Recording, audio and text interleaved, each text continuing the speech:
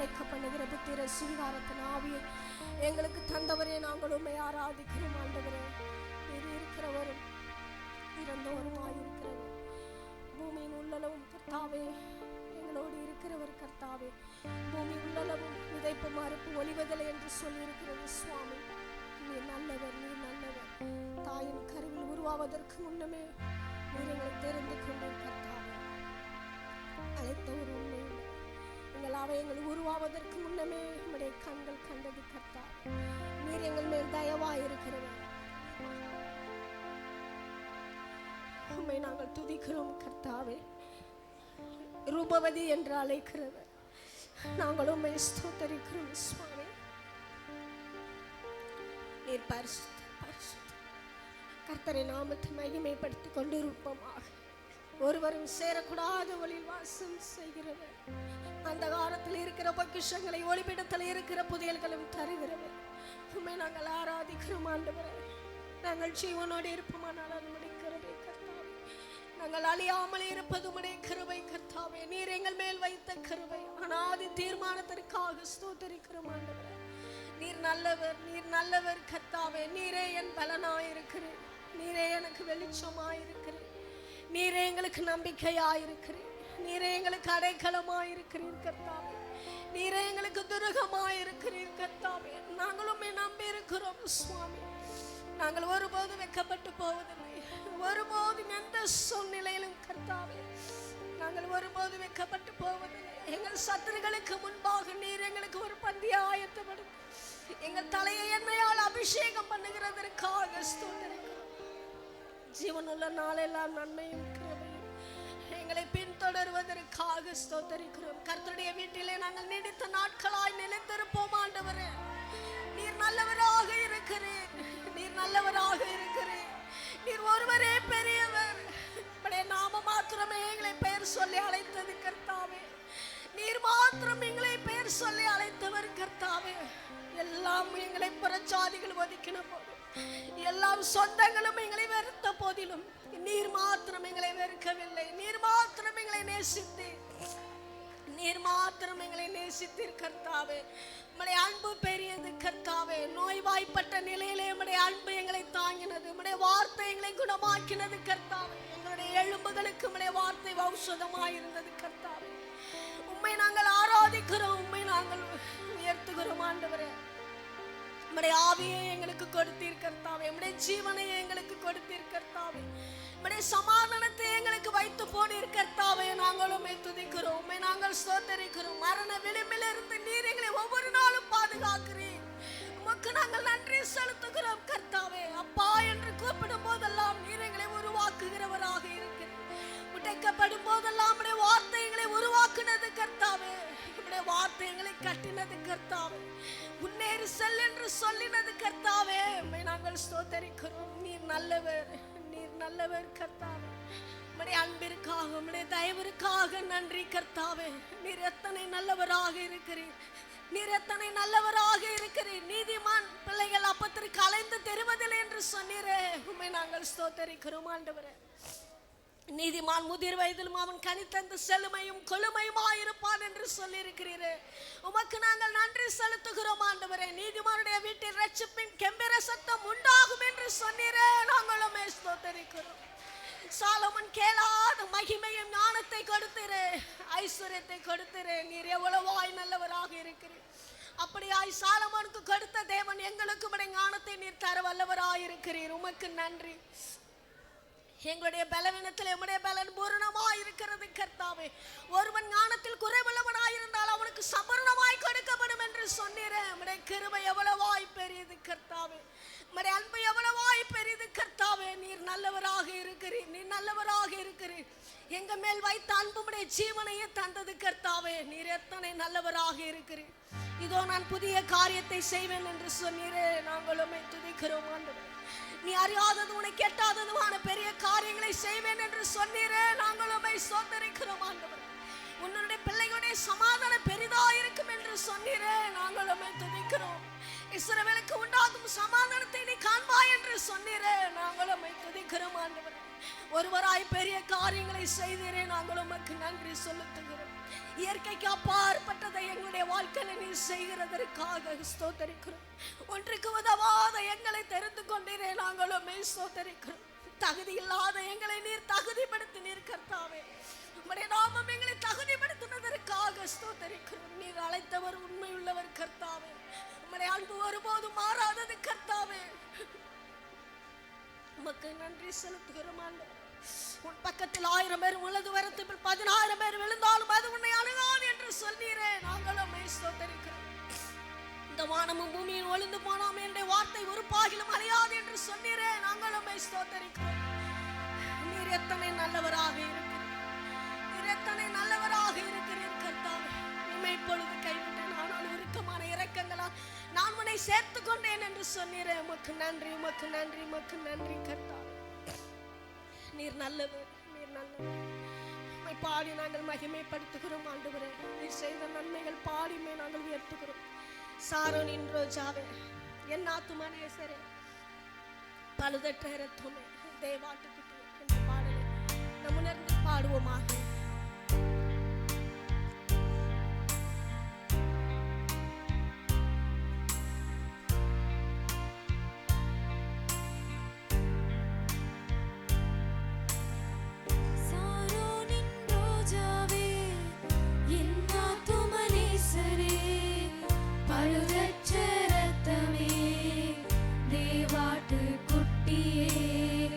சாரோனின் ரோஜாவே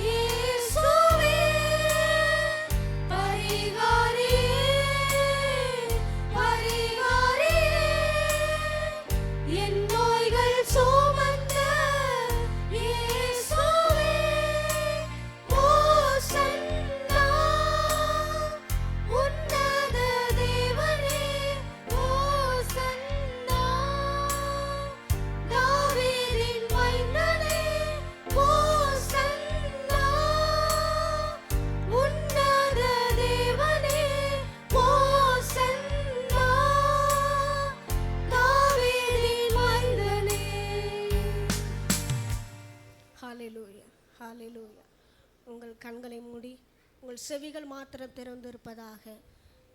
சபைக்கென்று ஜெபிக்கும்போது கர்த்தர் இவ்விதமாய் சொன்ன வார்த்தைகள் உங்களுடைய கவனத்திற்கு செல்லட்டும். கர்த்தருக்கு பயந்தவர்களாய் உங்களுடைய செவிகள் திறந்திருப்பதாக. உங்களுடைய செவிகள் விருத்த சேதனம் செய்யப்பட்டு இருக்கிறது. இது இந்த நேரம் பராக்கு பார்க்கிற நேரம் அல்ல. கர்த்தர் சொன்ன வார்த்தை உங்களுடைய செவிக்கு வருவதாக. கர்த்தர் சொன்ன வார்த்தை, இஸ்ரவேலுக்கு உண்டாகும் சமாதானத்தை நீ காண்பாய் என்று சொல்லுகிறார். உங்களுடைய தனிப்பட்ட வாழ்க்கையிலும் அல்லது உங்கள் குடும்பத்திலோ அல்லது உங்களுடைய சமுதாயத்திலையோ ஆண்டவர் சொல்லுகிறார் சமாதானம் இல்லையா? கர்த்தர் சொல்கிற வார்த்தை, இஸ்ரவேலுக்கு உண்டாகும் சமாதானத்தை நீ காண்பாய் என்று சொல்லுகிறார். அடுத்ததாக வருகிற வார்த்தை உங்களுடைய செவிகள் உள்வாங்கி கேட்கட்டும்.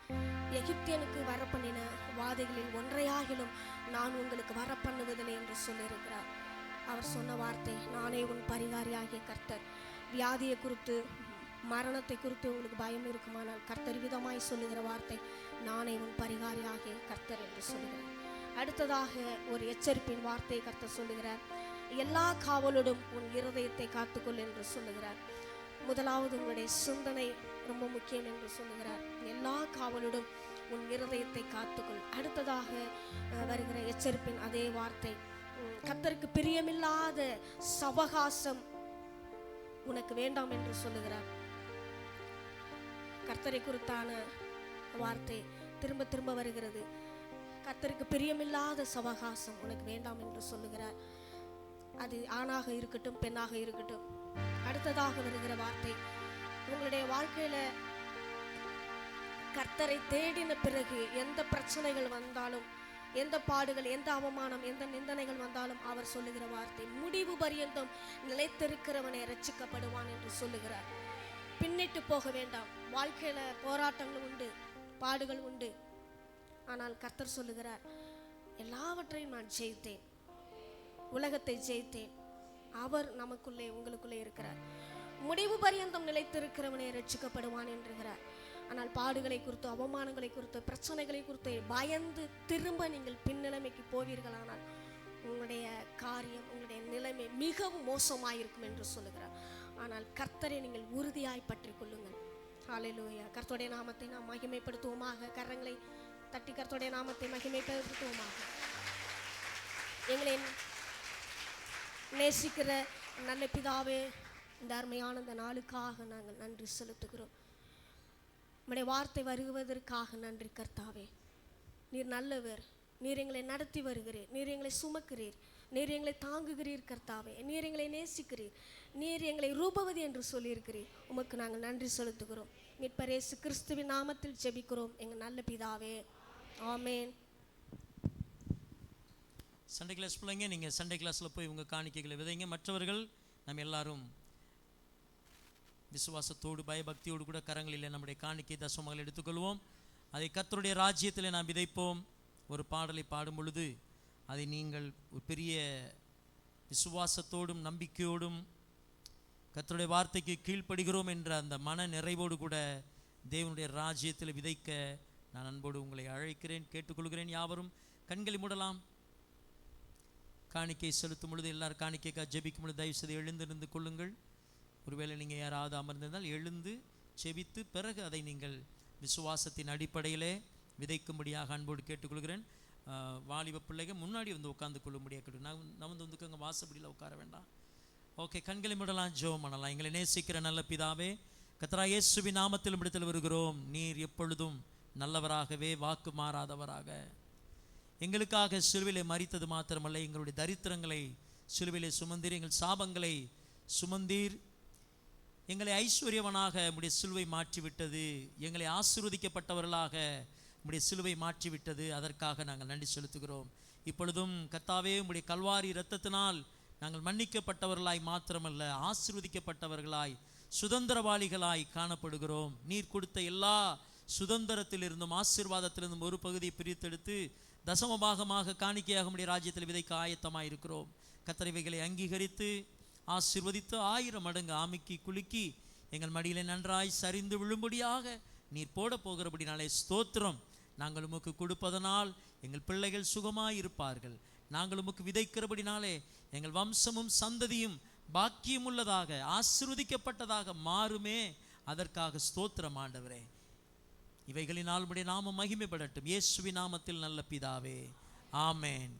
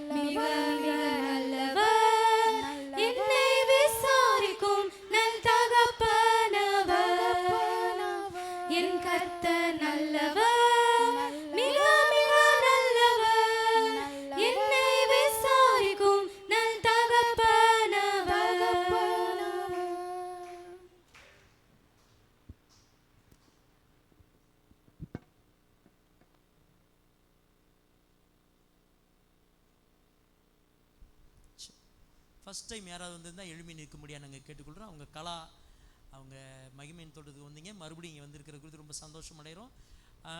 விஜய் சங்கர் ஏற்கனவே வந்திருக்கிறீங்க, ரொம்ப சந்தோஷம் உங்களை மறுபடியும் இங்கே பார்க்குறதுல. வேறு யாராவது ஃபஸ்ட் டைம் வந்திருக்காங்களா? ஓகே, அவங்களுக்காக ஜெபம் பண்ணலாம். கர்த்தர் நல்லவராக இருக்கிற கண்களை மூடலாம். எங்களை நேசிக்கிற நல்ல பிதாவே, ஆண்டவராக இயேசுவின் நாமத்தில் விடுதலை வருகிறோம். திருமங்கலத்திலிருந்து விஜய் சங்கர் அவர்களும் பரமசிவபுரம் பகுதியிலிருந்து கலா அவர்களும் இந்த திருச்சபைக்குள் வந்ததற்காக ஸ்தோத்திரிக்கிறோம். பல ஆண்டுகளுக்கு முன்பதாக வந்தார்கள், மீண்டும் இந்த ஆலயத்துக்கு முதல் முறையாக வந்ததை குறித்து நாங்கள் மகிழ்ச்சி அடைகிறோம்.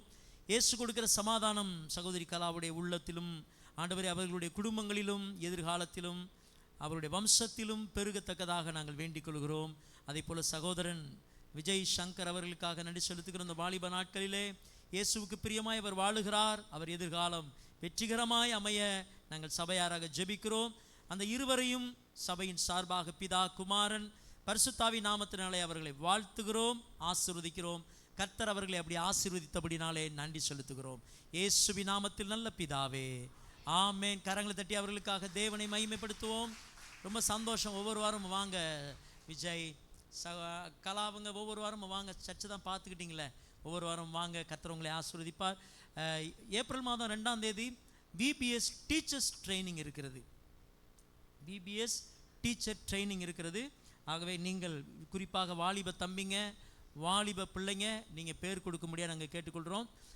50 வயசுக்கு மேலே அவங்க வேணாங்கிறாங்க. இன்னும் சொல்ல போனால் 25 வயசுக்கு மேலே வர வேணாம் அப்படிங்கிறாங்க அங்கே ட்ரைனிங் சென்டரில். அதனால் நீங்கள் பேர் கொடுங்க, அதை பார்த்து நம்ம அட்ஜஸ்ட் பண்ணிக்கலாம். அதனால் அவங்க அங்கே 25 வயசுக்குள்ளே தான் எடுக்கிறாங்க.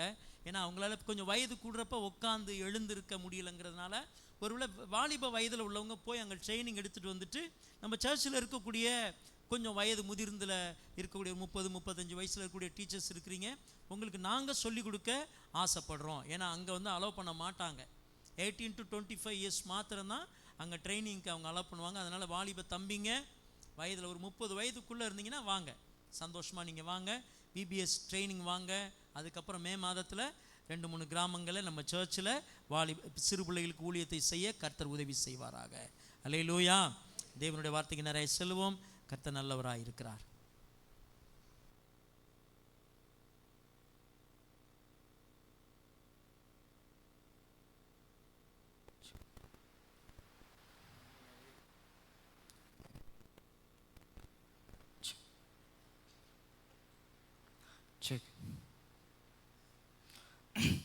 இயேசுவின் நாமத்தில் உங்கள் யாவருக்கும் வாழ்த்துக்கள். கர்த்தர் நம்மளுடைய வாழ்க்கையில் நல்லவராக இருக்கிறார். திருப்பிக்கலாம். கொலோசியருக்கு எழுதின நிறுவம்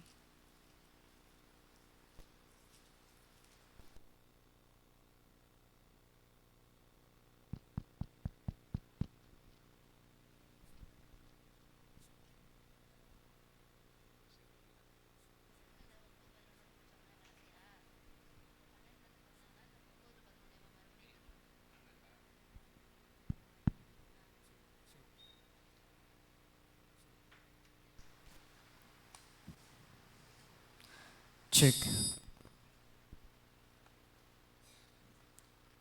கொலோசியர் 1 முதலாவது அதிகாரத்தில் வசனங்கள் 9-11 வாசிக்க நம்ம எல்லாரும் கேட்போம்.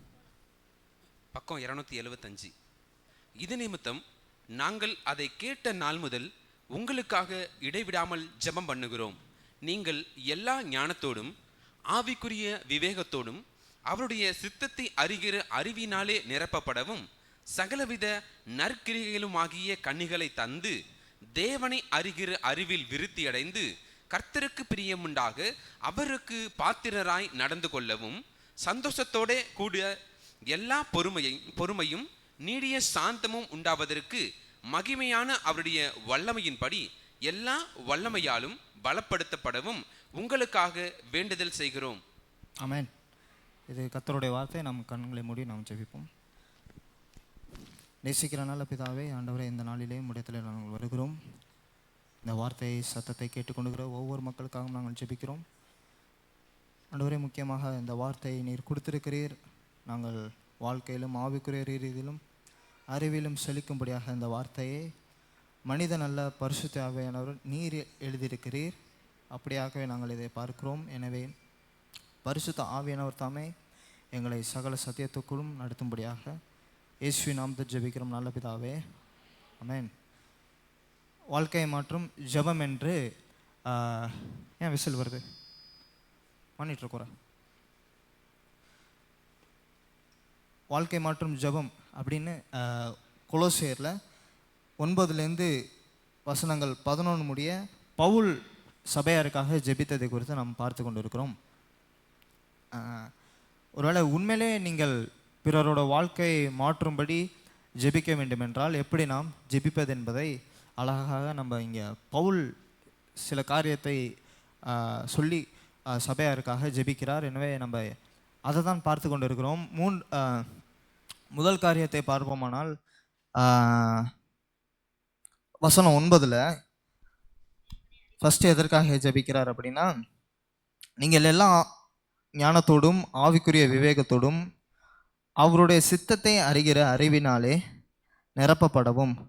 எனவே முதல் ஜெபம் அவர் எப்படி ஜெபிக்கிறார் அப்படின்னா, ஜனங்கள் தேவனை அறிகிற அறிவிலே வளரவும், ஆவிக்குரிய விவேகத்தில் வளரும், ஆவிக்குரிய ஞானத்தில் வளரும் ஜெபிக்கிறார். முக்கியமாக எந்த அறிவு அப்படின்னு பார்த்தோமானால் தேவனுடைய சித்தத்தை அறிகிற அறிவிலே வளரும்படியாக அவர் ஜெபிக்கிறார். எனவே இது விசுவாசிகளுக்கு ரொம்ப முக்கியமான ஒரு காரியமாக இருக்கிறது. நீங்கள் எதை அறிந்து கொள்ளுகிறீர்களோ இல்லையோ தேவனுடைய சித்தத்தை நாம் அறிய வேண்டும். இருக்கிறீங்களா? எந்த மாதிரி ஞானத்தை நீங்கள் வளர்த்து கொள்ளுகிறீர்களோ இல்லையோ தேவனை பற்றின ஞானத்தை நாம் வளர வேண்டும். ஏன்னா தேவனுடைய சித்தம் என்னன்னு சொல்லும்போது ஏன் இதை அறிய வேண்டும் என்று சொன்னால், நமக்கு என்று ஒரு நோக்கம் இருக்கிறது. நம்மளுடைய நோக்கம் என்னவென்று சொன்னால் தேவனை கனப்படுத்துவது, தேவனை மகிமைப்படுத்துவது. அப்போ அதை நான் எப்படி என்னுடைய வாழ்க்கையில தேவனை மகிமைப்படுத்த முடியும்? எப்படி என்னுடைய வாழ்க்கையில நான் செய்யக்கூடிய ஒவ்வொரு காரியமும் அது தேவனுக்கு பிடிக்குமா பிடிக்காதா என்பது எனக்கு எப்போ தெரியும் அப்படின்னா, நான் தேவனை நான் அறிய வேண்டும். ஏன்னா ஒரு ஆளை அறிய போது தான், ஒரு நபரை அறிய போது தான் அவருக்கு நான் என்ன செஞ்சால் பிடிக்கும், என்ன செஞ்சால் பிடிக்காது அப்படின்றது தெரியும். அப்போ விசுவாசிகள் முதலாவது தேவனை அறிகிற அறிவிலே வளர வேண்டும். எப்படி நாம் தேவனை அறியலாம் என்று சொன்னால், கர்த்தருடைய வார்த்தை நமக்காக இருக்கிறது. இந்த வார்த்தையை படிக்கும்போது ஆண்டவருக்கு என்ன பிடிக்கும், என்ன பிடிக்காது, நாம் எதை செய்ய அவருடைய இரத்தத்தினாலே மீட்கப்பட்டுள்ளோம் என்ற ஒரு அறிவு எதிலிருந்து வருகிறது என்று சொன்னால் இந்த கர்த்தருடைய வார்த்தையிலிருந்து தான் நமக்கு வருகிறதாய் இருக்கிறது. எனவே தான் பவுல் ஜெபிக்கிறார் சபையாருக்காக, அவர்கள் தேவனுடைய சித்தத்தை அறிகிற அறிவிலே வளர வேண்டும். நாம் தேவனுக்கு என்ன பிடிக்கும், தேவனுடைய சித்தம் என்ன, என்னுடைய வாழ்க்கையை குறித்து தேவனுடைய சித்தம் என்ன என்பதை புரிந்து கொள்ள வேண்டும். ஏன்னா புரியும் போது தான் பாருங்கள் எதிர்காலத்தை குறித்த பயம் குறைவாக இருக்கும். ஆமென். 2வது காரியம் 10வது வசனம், சகலவித நற்கிரியைகளுமாகிய கனிகளை தந்து தேவனை அறிகிற அறிவிலை விருத்தி அடைந்து கர்த்தருக்கு பிரியமுண்டாக அவருக்கு பாத்திரராய் நடந்து கொள்ளவும். தேவனை சித்தத்தை அறிந்து கொண்டவர்கள் அடுத்தது என்ன செய்ய வேண்டும் என்று ஜெபிக்கிறார் என்று சொன்னால், அவருக்கு பிரியமுண்டாக, தேவனுக்கு பிரியமுண்டாக அவருக்கு பாத்திரராய் நாம் நடந்து கொள்ள வேண்டும். ஃபஸ்ட்டு பாருங்கள், நம்ம அறிந்து கொண்டாச்சு. இருக்கிறீங்களா? தேவனுக்கு என்ன பிடிக்கும், என்ன பிடிக்காது, நான் என்ன செய்யும்போது தேவனை மகிமைப்படுத்த முடியும் என்பதை நான் அறிந்து கொண்டாது மூலம் அது என்னுடைய வாழ்க்கையில் அதை நடப்பிக்க வேண்டும். இது ரொம்ப முக்கியமான விஷயம் பாருங்க. ஏன் அப்படின்னா, அநேகர் சில பேர் இருக்கிறாங்க,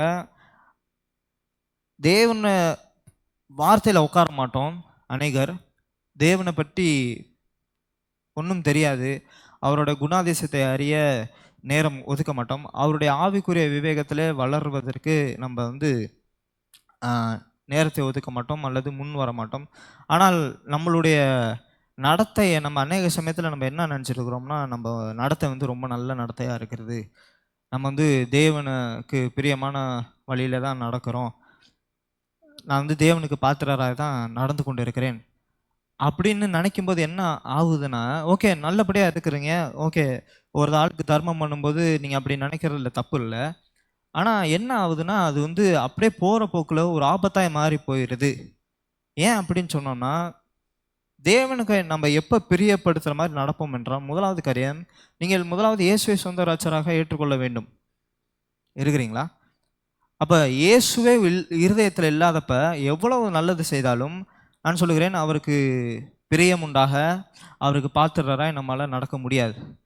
அப்போ பாத்திரவானாய் நல்ல நடத்தையை வாழ்வது நல்லது தான். ஆனால் அதற்கு முன்னாடி நம்ம அவருடைய சித்தம் என்ன என்பதிலே நிரப்பப்பட வேண்டும். அதுக்கப்புறம் தான் பாருங்கள், நம்மளுடைய நடத்தையை அதற்கு தகுந்தாற் போல நாம் வடிவமைக்க வேண்டும். ஆமென். நடத்தை என்பது பல வகையை அது குறிக்கிறது. உங்கள் நடத்தை என்பது உங்களுடைய பேச்சு என்ன, உங்களுடைய பார்வை எந்த மாதிரி இருக்கிறது, உங்களுடைய விருப்பங்கள் எந்த மாதிரி இருக்கிறது, நீங்கள் செய்கிற காரியங்கள் எந்த மாதிரி இருக்கிறது, உங்களுடைய பேச்சுக்கள் எந்த மாதிரி இருக்கிறது, உங்களுடைய கை துணிகள் எந்த மாதிரி இருக்கிறது, கண் துணிகள் எந்த மாதிரி இருக்கிறது, இதெல்லாம் தான் பார்த்தீங்கன்னா சொல்லப்போனால் நம்மளுடைய வாழ்க்கை முறை தான் என்னது அப்படின்னா நடத்தையாக இருக்கிறது. அதில் ஒரு காரியம்தான் உங்களுடைய விருப்பத்தை எப்படி தேவனுடைய சித்தத்துக்கு ஏற்ற போல நம்ம வடிவமைப்பது அப்படின்ற ஒரு காரியத்தை தான் நம்ம போன வாரம் பார்த்தா பாருங்க. ஏன்னா நம்ம எல்லாத்தையும் விரும்புகிறோம் பாருங்க. ஆனால் ஒரு காரியத்தை புரிந்து கொள்ள வேண்டும், நம்ம விரும்புகிற காரியம் அது தேவனுக்கு பிரியமுண்டாகக்கூடிய வகையில் இருக்கிறதா, அதுக்கு தேவனுக்கு தகுதி உள்ள வகையிலே தேவனுக்கு முன்பாக ஒரு பாத்திரமாய் அது இருக்கிறதா, தேவனுக்கு முன்பாக அது ஒரு தகுதி உள்ளதா இருக்கிறதா. அப்போ நம்மளுடைய விருப்பத்தை நாம் எப்படி வடிவமைத்து கொள்ளலாம் என்ற ஒரு சின்ன காரியத்தை தான் நம்ம என்ன பண்ணோம் அப்படின்னா பார்த்தோம். நீங்கள் விரும்புகிற காரியங்கள், நாம் ரசிக்கிற காரியங்கள், அது எந்த மாதிரி இருக்க வேண்டும், அது கூட பாருங்கள் தேவனுக்கு பாத்திரமாக தான் அது இருக்க வேண்டும், தேவனுக்கு தகுதி உள்ளதாக தான் அது என்ன பண்ண வேண்டும், இருக்க வேண்டும். நாம் விரும்புகிற மக்களாக இருக்கட்டும், நம்ம விரும்புகிற காரியங்களாக இருக்கட்டும், நம்ம ரசிக்கிற காரியங்களாக இருக்கட்டும், நாம் நேரத்தை செலவிடக்கூடிய காரியங்கள் ஒவ்வொன்றுமே அது தேவனை மகிமைப்படுத்தக்கூடிய காரியமாக தான் அது இருக்க வேண்டும். அதிலே தான் விருப்பத்தை நாம் எப்படி தேர்ந்தெடுக்கிறது, முக்கியமாக பொழுதுபோக்கு விருப்பத்தை குறித்து நான் சொன்னேன். நம்ம விரும்புகிற பொழுதுபோக்கு கூட அது எப்படி இருக்க வேண்டும். ஆமென். பிலிப்பியர் 4:8 சொல்லப்பட்டிருக்கு. அது எல்லாமே நீங்கள் இந்நேரம் மனப்பாடம் பண்ணியிருக்கணும். அப்போ இந்த அறிவினாலே நிரப்பப்படுறப்ப தான் பொழுதுபோக்கு வரப்போ இதை விரும்பலாமா வேணாமான்னு தோணும். இருக்கிறீங்களா? இப்போ நான் சொல்லும்போது பைபிளை புரட்டும் போது வசனம் தெரியாதப்ப என்ன நடக்கும்னா, வசனம் மறந்து போச்சு. நாளைக்கு எதை பார்த்து வேணாலும் நம்ம சிரிக்கிறதுக்கு வாய்ப்பு இருக்குது, எதை பார்த்து வேணாலும் நம்ம ரசித்து அதில் விழுகிறதுக்கு வாய்ப்பு இருக்குது. அதனால தான் பவுல் மறுபடியும் முதலாவது காரியத்தில் சொன்ன போல் முதலாவது நம்ம அந்த மாதிரி வசனத்திலே அறிவினால நம்ம என்ன பண்ண வேண்டும்? நிரப்பப்பட வேண்டும். எப்பொழுதும் அதன் ஆளுகை உடையவர்களாக நாம் இருக்க வேண்டும். அதனால தான் பவுல் ஜெபிக்கிறார். இருக்கிறீங்களா? நம்ம அவருக்கு பாத்திரவான நடப்பதனால் தேவன் பிரியம் வைக்கிறது இல்லை. நான் பாத்திரவான அவருக்கு நடக்கும்போது தான் தேவன் பிரியப்படுவார்னு இல்லை. வசனம் சொல்லுது அவருக்கு பிரியம் உண்டாக. இது எப்படி இருக்குன்னா, அவருடைய பாயிண்ட் ஆஃப் வியூவில் பார்த்தோம்னா, அவருடைய கண்ணோட்டத்தில் பார்த்தோம்னால், நாம் தேவனுக்கு பிரியமுண்டான ஜனங்களாக இருப்பதினால் அவருக்கு பாத்திரராய் நாம் என்ன செய்ய வேண்டும்? நடந்து கொள்ள வேண்டும். நீங்கள் நடத்துகிற நடத்தை ஒன்றும் அவருக்கு இல்லாத பிரியத்தை கொடுக்கறது கிடையாது. நீங்கள் நடப்பதனால் அவர் இதுக்கு முன்னாடி நீங்கள் உங்கள் மேலே பிரியம் இல்லாமல் இருந்தார், நம்ம இந்த நடத்தையினால் நான் அவரை பிரியப்படுத்துகிறேன் என்பது அல்ல. நாம் அவருடைய பிள்ளையாக இருக்கிறோம், அவர் நம்ம மீது பிரியமாக இருக்கிறார். எனவே அதற்கு பாத்திரராய் நம்ம என்ன செய்ய வேண்டுமா? நடக்க வேண்டும். இருக்கிறீங்களா? இதுதான் பவுல் விசுவாசிகளுக்கு ஜெபிக்கிறார். இதுதான் பவுல் சக கிறிஸ்தவர்களுக்காக ஜெபிக்கிறார். அவர்கள் என்ன சித்தம் என்பதை அவர்கள் அறிந்து கொள்ள. இது நான் 2 வாரம் நான் தெளிவாக உங்கள்கிட்ட பேசிட்டேன். 3வது ஜெபம், இதை ஆக்சுவலாக நான் 3 காரியமாக தான் நான் பிரிச்சிருக்கேன். முதலாவது அறிவில நிரப்பப்பட வேண்டும். 2வது பாத்திரவான நடக்க வேண்டும். 3வது காரியம் பார்த்தீங்கன்னா, வசனம் 11லேருந்து படிப்போம். வசனம் 11 எல்லாம் பாருங்க. சந்தோஷத்தோட கூடிய எல்லா பொறுமையும் நீடிய சாந்தமும் உண்டாவதற்கு மகிமையான அவருடைய வல்லமையின்படி எல்லா வல்லமையாலும் பலப்படுத்தப்படவும் உங்களுக்காக வேண்டுதல் செய்கிறோம். 3வது காரியம் எதற்காக ஜெபிக்கிறார் என்று சொன்னால், முக்கியமான காரியம், விசுவாசிகள் ஒவ்வொருத்தரும் அந்த கடைசி 3 லைன் பாருங்களேன். பரிசுத்த ஆவியானவருடைய எல்லா வல்லமையினாலும் பலப்படவும் உங்களுக்காக வேண்டுதல் செய்கிறேன். இதோட அந்த ஒரு பார்ட் ஆஃப் ஜெபம் முடியுது. அப்போ 3வது காரியம் பாருங்க, பவுல் அப்போஸ்தலனாகிய பவுல் விசுவாசிகளுக்காக அடுத்த காரியம் என்ன ஜெபிக்கிறார் என்று சொன்னால், நான் சொன்னேன்ல ஜெப குறிப்பு இதெல்லாம் எப்படி ஜெபிக்கிறார் என்று சொன்னால், தேவ பிள்ளைகள் ஒவ்வொருத்தரும், சபையார் ஒவ்வொருத்தரும் என்ன பண்ணணுமா, அவருடைய வல்லமையின்படி எல்லா வல்லமையினாலும் பலப்படவும். ஆமென். இந்த வல்லமை என்று சொல்லும்போது இது யாரால் அருளப்படுகிறது என்று சொன்னால், பரிசுத்த ஆவியானவரால் நமக்கு என்ன பண்ணப்படுகிறது? வல்லமையானது அருளப்படுகிறது. அப்போ 3வது காரியம், நாம் விசுவாசிகளுக்காக எப்படி ஜெபிக்க வேண்டும், தேவ பிள்ளைகளுக்காக நாம் எப்படி ஜெபிக்க வேண்டும் என்று சொன்னால், சக விசுவாசிகளுக்காக நாம் எப்படி ஜெபிக்க வேண்டும் என்று சொன்னால், 3வது காரியம், அவர்கள் பரிசுத்த ஆவியானவருடைய வல்லமையினால் பலப்பட நாம் ஜெபிக்க வேண்டும். இருக்கிறீங்களா? இப்படி நாம் என்ன செய்ய வேண்டுமா? ஜெபிக்க வேண்டுமா? அவர்கள் பரிசுத்த ஆவியானவருடைய வல்லமையினால் பலப்பட ஜெபிக்க வேண்டுமாம். அதுதான் பவுல் இங்க அழகா இங்க ஜெபிக்கிறார். நான் சொல்லுகிறேன், இது 3வது காரியம் ரொம்ப முக்கியமான காரியம். இதுவரையிலும் நீங்க பிரசங்கத்தை கேட்டு உங்களோட வாழ்க்கையில அதை அபியாசப்படுத்திருக்கலாம் பாருங்க. இதே போல நான் ஜெபிக்க போறேன்னு. ஆக்சுவலா எல்லாமே இதை பண்ணணும். அவர்கள் தேவனை அறிகிற அறிவில நிரப்பப்பட வேணும். அவர்கள் கர்த்தாவே உமக்கு பிரியமுண்டாக பாத்திரவானாய் நடந்து கொள்ள வேண்டும். நற்கனிகளை அவர்கள் கொடுக்க வேண்டும். இப்படி ஜெபிச்சிடலாம் பாருங்க. 3வது காரியம் முக்கியமாக என்ன ஜெபிக்க வேண்டும் என்று சொன்னால், கர்த்தாவே அவர்கள் பரிசுத்த ஆவியானவருடைய வல்லமையினால் பலப்படும்படி நான் இதை ஜெபிக்கிறேன் அவர்களுக்காக ஏன்னா இது 3வது காரியம் ரொம்ப முக்கியமான காரியம். ஏன் அப்படின்னா, முதல் 2 காரியம் பார்த்தீங்கன்னா அநேக சமயத்தில் இது நம்மளா செய்கிறது.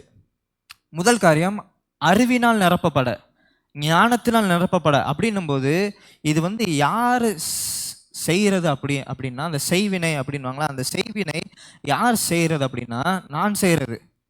இருக்கிறீங்களா? 2வது காரியம் பாத்திரவானாய் நடப்பது அப்படின்னும் போது இது யாரால் செய்யப்பட வேண்டும் என்று சொன்னால், இது யார் தான் பண்றது? அந்த மனுஷன் பண்றது, அதாவது மனிதர்கள் பண்றது. ஆனால் இந்த 3வது காரியம் கொஞ்சம் வித்தியாசமானது. இது அவன் செய்ய முடியாது, ஆனால் அதை யார் தான் செய்ய முடியும்? பரிசுத்த ஆவியானவர் தான் அவனுடைய வாழ்க்கையிலே இந்த காரியத்தை செய்ய முடியும். அறிகிறது நம்மளுடைய கடமை. தேவனை பற்றி அறிவது அது நம்மளுடைய கடமையாக இருக்கிறது. அவருக்கு பாத்திரவானாய் நடப்பது அது நம்மளுடைய கடமையாக இருக்கிறது. ஆனால் நாம் பரிசுத்த ஆவியானவருடைய வல்லமையினால் பலப்படுவது, இது பரிசுத்த ஆவியானவர் செய்வது. இது பரிசுத்த ஆவியானவர் தான் பலப்படுத்துவது. ஏன் அந்த வார்த்தையை சொல்லியிருக்க பார்த்தீங்களா? பலப்படுத்தப்படவும். இந்த பலப்படுத்தப்படவும் அப்படின்னும் போது இது ஜனங்கள் செய்கிறது கிடையாது. இதை இந்த செய்வினை யாரு கூறியது என்று சொன்னால் பரிசுத்த ஆவியானவர் கூறியதாக இருக்கிறது. இன்றைக்கு நான் ரொம்ப பரிசுத்த ஆவியானவரை பற்றி லெசன்லாம் நான் உங்களுக்கு பாடம்லாம் எடுத்து போகிறதில்ல. ஏன்னா அநேகம் இருக்கிறது, உங்களுக்கும் கேள்விகள் இருக்கலாம். பரிசுத்த ஆவியானவரை பற்றி அநேக கேள்விகள் உங்கள்கிட்ட எடுத்துக்கலாம். அநேக சந்தேகங்கள், தீர்க்கக்கூடிய சந்தேகங்கள் உங்களுக்கு இருக்கலாம். ஆனால் இன்னைக்கு நான் பரிசுத்த ஆவியானவரை பற்றி பாடம்லாம் எடுக்க போகிறதில்ல. இருக்கிறீங்களா? இந்த ஜெபக்குறிப்பை பற்றி இதுக்கு ஏற்ற மாதிரி தான் நம்ம சிம்பிளாக நம்ம என்ன பண்ண போகிறோம், பார்க்க போகிறோம். ஆனால் ஷார்ட்டாக உங்களுக்கு சிம்பிளாக சொல்லணும்னா பரிசுத்த ஆவியானவர் என்னென்னங்க பண்ணுவார் அப்படின்னா உங்களுக்கே தெரியும். பரிசுத்த ஆவியானவர் என்னென்ன செய்வார், அவருடைய குணாதிசயங்கள் என்ன, இல்லை அவருடைய கடமைகள் என்ன அப்படின்னும் போது பரிசுத்த ஆவியானவர் ஒரு மனிதனுடைய வாழ்க்கையில் வரும்போது என்னென்ன செய்வார்? வேதத்தின்படி வேதம் அநேக காரியங்களை வாக்குத்தத்தம் பண்ணியிருக்கிறது. பரிசுத்த ஆவியானவர் உங்களிடத்துல வரும்போது அநேக காரியங்கள் வேதத்தை பார்க்குமானால் எக்கச்சக்கமான காரியங்கள் இருக்கிறது. பரிசுத்த ஆவியானவர் வழி நடத்தக்கூடியவராய் இருக்கிறாராம். இருக்கிறீங்களா? ஏன் அப்போஸ்தலர் நடபடிகளை பார்க்கும்போது அங்கே அவர் என்ன பண்ணுறாரு? சுவிசேஷம் சொல்வதற்கு அப்போஸ்தலர்களை வழி நடத்தி செல்கிறார். சீஷர்களுக்கு அவர் வழிகாட்டுகிறவராய் இருந்திருக்கிறாராம். அடுத்தது பரிசுத்த ஆவியானவர் என்ன செய்வார் அப்படின்னும் போது பாருங்க, பரிசுத்த ஆவியானவர் வாசம் செய்கிறவராய் இருக்கிறார். பரிசுத்த ஆவியானவர் என்ன செய்கிறாராம்? ஒவ்வொரு இயேசுவை ஏற்றுக்கொண்ட ஒவ்வொரு பிள்ளைகள் மேலேயும் அவர் உள்ளுக்குள்ளே என்ன செய்கிறாராம்? வாசம் செய்கிறாராம். இது அற்புதமான விஷயம். ஏன்னா பழைய ஏற்பாட்டில் பரிசுத்த ஆவியானவர் வருவார், ஆனால் வாசம்லாம் செய்ய மாட்டார், வந்துட்டு போயிடுவார். வாசம் செய்கிறதுனா உள்ளேருந்து அவனுக்குள்ளே வாழுகிறது, அவனுக்குள்ளே இருந்து தேவையான காரியங்களை செய்வது, இருக்கிறது, பார்க்கறது. அப்போ பரிசுத்த ஆவியானவர் என்ன செய்வாராம் பாருங்க? வாசம் செய்வாராம். பரிசுத்த ஆவியானவர் என்ன செய்வார்? பேசுகிறவராக இருக்கிறார். ஹலோ, பரிசுத்த ஆவியானவர் என்ன பண்ணுவாராம்? உள்ளே இருந்து நம்ம இடத்துல பேசி கொண்டு இருக்கிறாரான். அடுத்தது பரிசுத்த ஆவியானவர் பரிந்து பேசுகிறவராயும் நமக்கு இருக்கிறார்.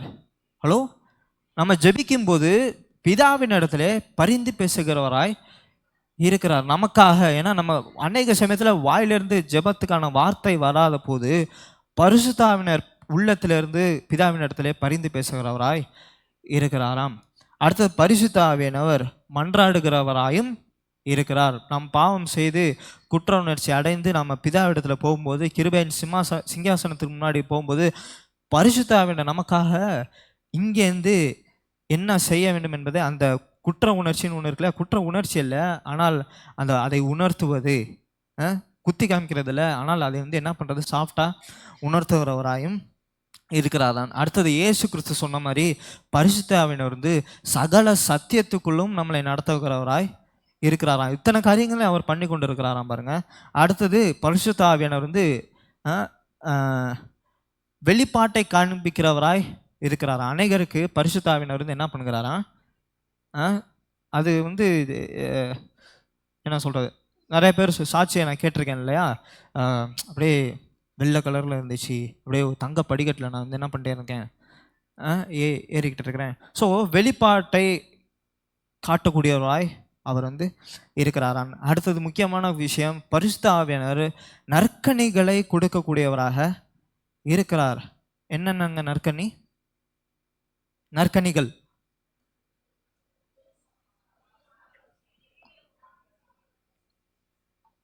எஸ், அன்பு, சமாதானம், நீடிய சாந்தம், இச்சை அடக்கம். அடுத்த காரியம், சரி இது நற்கனினா இன்னொரு காரியம் இருக்கு இல்லையா? இது கனிகள். இன்னொரு காரியத்தையும் அவர் செய்யக்கூடியவராக இருக்கிறாராம். அது என்னவென்று சொன்னால் வரங்கள். கனிகளை செயல்படுத்தக்கூடியவராயும் இருக்கிறார். அடுத்தது என்னதுங்க? வரங்கள்னு சொல்லும்போது தான் போதிக்கிறது, உபதேசிக்கிறது, அந்நிய பாஷைகளை பேசுகிறது, அந்நிய பாஷைகளை மொழிபெயர்ப்பது. இப்போ யாராவது அந்நிய பாஷை பேசுகிறாங்கன்னா தமிழில் மொழிபெயர்த்து சொல்கிறது, அந்த மாதிரி வரங்களை தரக்கூடியவராக இருக்கிறார். தீர்க்க தரிசனங்களை கொடுக்கக்கூடியவராக இருக்கிறார். இப்படி கனிகளை தரக்கூடியவராக இருக்கிறார். வரங்களை கொடுக்கக்கூடியவராக இருக்கிறார். அடுத்தது இந்த பரிசுத்தாவினர் என்ன செய்கிறாருன்னா, ஒவ்வொரு விசுவாசியோட விசுவாசிக்கும் முத்திரை கொடுக்கக்கூடியவராக இருக்கிறாராம். ஏன்னா பரிசுத்தாவியானவரே நமக்கு கிடைத்த முத்திரையாக இருக்கிறார். ஏன்னா ஸ்டாம்ப் இருந்தால் தான் சில காரியத்தில் என்ன பண்ணுவாங்கன்னா உள்ளே விடுவாங்க. அப்போ பரலோகத்துக்கு போக வேண்டும் என்றால் நமக்கு அடிக்கப்பட்ட முத்திரை என்ன என்று சொன்னால் பரிசுத்தாவியானவராக இருக்கிறாராம். அடுத்த காரியம், பரிசுத்தாவினர் நம்மளுடைய உள்ளத்திலிருந்து ஒவ்வொரு நாளும் நம்மளை புதுப்பிக்கக்கூடியவராக இருக்கிறாராம். ரோமர் 12:2 என்ன சொல்லுது? உங்கள் மனம் புதிதாகிறதுனாலே மறுரூபமாக, அந்த மறுரூபம் என்ற அந்த காரியம் இருக்கு இல்லையா, அது பரிசுத்த ஆவியினர் நம்மளுடைய வாழ்க்கையிலே செய்யக்கூடியவராக இருக்கிறாங்க. ஏன்னா ஞானஸ்தானம் எடுத்தோன்னே கெட்ட வார்த்தை பேசிக்கிட்டே இருக்கிறவங்க ஞானஸ்தானம் எடுத்தோன்னே அவங்க வாயிலேருந்து கெட்ட வார்த்தை வர ஸ்டாப் ஆகுதுன்னா இல்லை. ஆனால் அவர்கள் பரிசுத்த ஆவியினருக்கு இடம் கொடுக்கும்போது இந்த மாதிரி காரியங்களை பேச நிப்பாட்டுறது, இந்த மாதிரி கெட்ட எண்ணங்களை பேச செய்வதை கொஞ்சம் கொஞ்சமாக நிப்பாட்டுவது, கெட்ட எண்ணங்களை நினைக்கிறதெல்லாம் கொஞ்சம் கொஞ்சமாக நிப்பாட்டுவது, இந்த மாதிரி ஒவ்வொரு நாளும் விசுவாசிகளை புதுப்பிக்கக்கூடியவராக இருக்கிறாராம். யாருங்க? பரிசுத்த ஆவியானவர். அநேகம் அப்படியே சொல்லிகிட்டே போகலாம் பாருங்க, ரொம்ப நிறையா சொல்லிக்கிட்டே போகலாம் பாருங்க. ஆனால் இன்றைக்கு தேவையான விஷயத்தை மட்டும் உங்களை சொல்ல போகிறேன். இதுதான் பரிசுத்த ஆவியானவர். இந்த காரியத்தெல்லாம் நம்ம புதிய ஏற்பாட்டிலே நம்மளால் பார்க்க முடியும். முக்கியமாக வேதத்தில் விசுவாசிகளோட வாழ்க்கையிலும் நம்மளால் பார்க்க முடியும். சரி, பரிசுத்த ஆவியானவர் பழைய ஏற்பாட்டிலையும் இதை தான் செய்கிறார். அநேக காரியங்கள் பழைய ஏற்பாட்டிலையும் வருது. ஆனால் பழைய ஏற்பாட்டில் இன்னும் நம்ம பார்க்க போனால் பரிசுத்த ஆவியானவர் உலகத்தை சிருஷ்டித்தவராய் இருக்கிறாராம். ஹலோ, உலகத்தை சிருஷ்டித்தவர் யார்? தேவன். அப்போ தேவன் சொல்லும்போது நம்ம அநேக சமயத்தில் யாரை மட்டுமே அங்கே வச்சிடுறோம் அப்படின்னா, பிதா படைக்கிற மாதிரியே நம்ம என்ன பண்ணிடுறோம், நினச்சிடுறோம். ஆனால் சிருஷ்டிப்பில் யாரெல்லாம் உள்ளடங்கி இருக்கிறார்கள்? சிருஷ்டிப்பை அண்ட சராசரத்தையும் சிருஷ்டித்தவர்கள் பிதாவாகிய தேவன், குமாரனாகிய தேவன், பரிசுத்த ஆவியானவராகிய தேவனாய் இருக்கிறாரான். ஹலோ, அப்போ பரிசுத்த ஆவியானவர் பாருங்க, உலகத்தையும் சிருஷ்டித்திருக்கார். அவர் இருக்கிறீங்களா? யோபுல சொல்லப்பட்டிருக்கு, பரிசுத்த ஆவியானவர் தான், பரிசுத்த ஆவியானவரை வச்சு தான் வானங்கள் சிருஷ்டிக்கப்பட்டதான், பரிசுத்த ஆவியானவரை வச்சு தான் வால் நட்சத்திரங்கள் சிருஷ்டிக்கப்பட்டதான். அப்போ இத்தனை காரியங்கள் செய்யக்கூடியவராக இருக்கிறார். அதில் ரொம்ப முக்கியமானது ஒவ்வொரு நாளும் செய்து கொண்டு இருக்கிறது என்று சொன்னால் பரிசுத்த ஆவியானவர் பலப்படுத்துகிறவராய் இருக்கிறார்.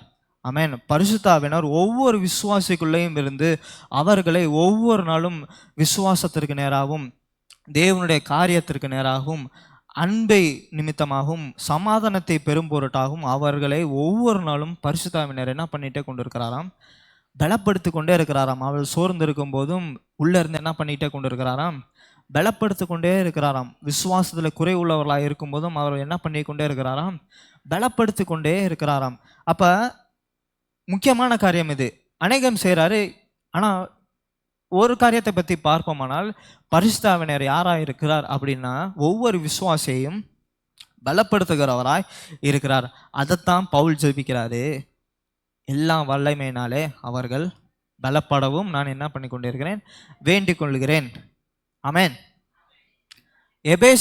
எபேசியர்லையும் 3:18 போய் பார்த்தீங்கன்னா இதே ஜெபத்தை தான் எழுதுறாரு. எபேசியர்கிட்ட இந்த ஜெபத்தை சொல்றாரு 3:16, நீங்கள் அவருடைய ஆவியினாலே உள்ளான மனுஷனில் வல்லமையாய் பலப்படவும். அப்ப இதுலேருந்து ஒன்று தெரியுது பாருங்க, பரிசுத்த ஆவியானவர் பெற்றுக்கொண்டீங்களா, அவரால் உங்களால் ஒவ்வொரு நாளும் பலப்படுத்த முடியும். ஆமென். எப்படி பலப்படுத்த முடியும்னா அழகா வசனம் சொல்லுது, அவருடைய வல்லமையினால் என்ன பண்ண முடியுமா, பலப்படுத்த முடியுமா. பரிசுத்த ஆவியானவரோட வல்லமை என்னங்க, இப்போ நான் உங்களை பலப்படுத்த முடியும்னா என்னோட பவர் எவ்வளவோ அதுக்கு தகுந்த மாதிரி தான் உங்களை பலப்படுத்த முடியும். இருக்கிறீங்களா? அதாவது உதவி உங்களுக்கு ஒரு உதவி செய்ய முடியும்னா எனக்கு என்னோட வெயிட் என்னவோ அந்த வெயிட்டை தான் உங்களுக்கு ஹெல்ப் பண்ண முடியும். இப்போ எடுத்துக்காட்டுக்கு எனக்கு 2000 ரூபாய் இருக்குன்னா உங்களுக்கு நான் உங்களை பலப்படுத்துகிறேன், அதாவது நான் உங்களுக்கு உதவி செய்கிறேன் அப்படின்னா என்கிட்ட இருக்கிற 2000 ரூபாய் தான் உங்களோட உதவியாக அது மாறும். இருக்கிறீங்களா? அப்போ பரிசுத்த ஆவியானவர் அவருடைய வல்லமை, அவருடையன்னு சொல்லும்போது இது வந்து தேவனை குறிக்குது. தேவன் என்றால் என்ன? பிதாவாகிய தேவன், குமாரனாகிய தேவன். அப்ப அவருடைய தேவனுடைய வல்லமையினால் பரிசுத்த ஆவியானவர் ஒவ்வொரு விசுவாசையும் பலப்படுத்துகிறேன்னு என்ன அப்படின்னா, பரிசுத்த ஆவியானவரோட வல்லமை என்னங்க அப்படின்னா, அவருடைய வல்லமை என்னன்னு அப்படின்னா, மரித்த ஒருத்தரை 3ஆம் நாள்ல உயிர்த்தெழுத வச்சது இல்லையா, அந்த வல்லமை பவுல் எழுதுறாரு பாருங்க, ஒவ்வொரு விசுவாசிக்குள்ளேயும் இருக்கிறதாம். இருக்கிறீங்களா? மரித்த இயேசுவை உயிரோடு எழுப்பின அந்த ஆவியானவர் இன்றைக்கு உங்களுக்குள்ளே வாசமா இருக்கிறார். அந்த வல்லமை தான் பரிசுத்த ஆவியானவர். அப்ப பவுல் என்ன ஜெபிக்கிறாரு? அவர்கள் அந்த வல்லமையினால் பலப்படவும். நினைச்சு பாருங்க, இந்த மாதிரி பவர் கிடைச்சா என்ன பண்ணுவீங்க? உலகத்துல நிறைய சூப்பர் பவர் இருக்கு. ஆனா எல்லா சூப்பர் பவரோட பெரிய சூப்பர் பவர் என்ன தெரியுமா? நீ சாகவே மாட்டானா எப்படி இருக்கும்? ஒரு மனுஷன் சாகவே மாட்டான், செத்து போனாலும் உயிரோட வருவானா? நினைச்சு பாருங்க, இதை விட வேற என்ன வேணும்? இந்த வரம் ஒருத்தனுக்கு கிடைச்சா அவன் பயப்படுவான்? அந்த உலகத்துல பயப்பட மாட்டான். ஸோ அந்த வரம் தான் விசுவாசிகளுக்குள்ள வாசமாக இருக்கிறதான். ரோமர் 8 பவுல் எழுத அவர்கிட்ட சொல்றார், ரோமர்களுக்கு சொல்றார். அப்ப பவுல் என்னங்க ஜெபிக்கிறாரு? அந்த வல்லமையினால் ஒவ்வொரு நாளும் விசுவாசிகள் பலப்பட வேண்டும். ஆமென். அப்ப இந்த பலம் யாரால தான் வர வேண்டும் என்று சொன்னால், தேவனால வர வேண்டும். பிலிப்பியர் 4:13 சொல்கிறாரு, என்னை பலப்படுத்துகிற கிறிஸ்துவினாலே எல்லாவற்றையும் செய்ய. அங்கே பாருங்க, யார் பலப்படுத்துகிறா? தேவன் தான் பலப்படுத்துகிறா. அங்க யார் தான் பலன்படுத்துகிறா? கிறிஸ்து தான் என்ன செய்கிறார்? பலப்படுத்துகிறவராய் இருக்கிறார். அப்படின்றப்ப விசுவாசிகள் யாரால பலப்பட வேண்டும் என்று சொன்னால், யாராலங்க? பரிசுத்த ஆவியானவரால். பலன் எங்கேருந்து வருகிறது என்று சொன்னால், பரிசுத்த ஆவியானவர் இடத்துலேருந்து வருகிறது. சக்கரியாட்ட சொல்றாரு, பலத்தினாலும் அல்ல பராக்கிரமத்தினாலும் அல்ல, தேவனுடைய ஆவினாலே ஆகும். நம்மளுடைய பலன் இல்லையா? யாருடைய பலமா நமக்கு தேவை? தேவனுடைய ஆவியானவருடைய பலன் நமக்கு தேவை. ஏன் நமக்கு தேவை என்று சொன்னால், ஒரே ஒரு காரியம், நம்மளாம் வீக்கு. நம்மள்ட்ட வந்து அந்த தேவனுடைய பலம் நம்மள்ட்ட இல்லை. அதுதான் உண்மை. தேவன் முன்பாக நிற்கிறதுக்கு நம்மளுடைய பலத்தினால் நிற்க முடியாது. அவருக்கு பாத்திரமானாய் நடப்பது நம்மளுடைய பலத்தினால சுத்தமாக அவருக்கு பாத்திரமானாய் நடக்க இயலாத காரியம். அவருடைய அறிவில் சில சமயத்தில் வேதத்தில் உட்காரும்போது நம்மளுடைய பலன் அநேக சமயத்தில் ஒத்துழைப்பது கிடையாது. அதற்கு தான் விசுவாசி ஒவ்வொருத்தருக்கும் பரிசுத்த ஆவியானவருடைய பலன் தேவை. 2 கொரிந்தியர் 3:18 2 கொரிந்தியர் 3:18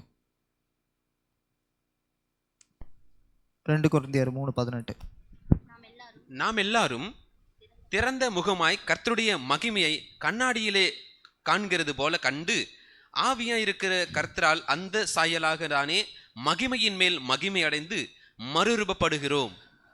ஆமென். டிவி என்னாச்சு? ஸோ எல்லாம் எடுத்துக்கிட்டிங்கன்னா வசனத்தை பாருங்க.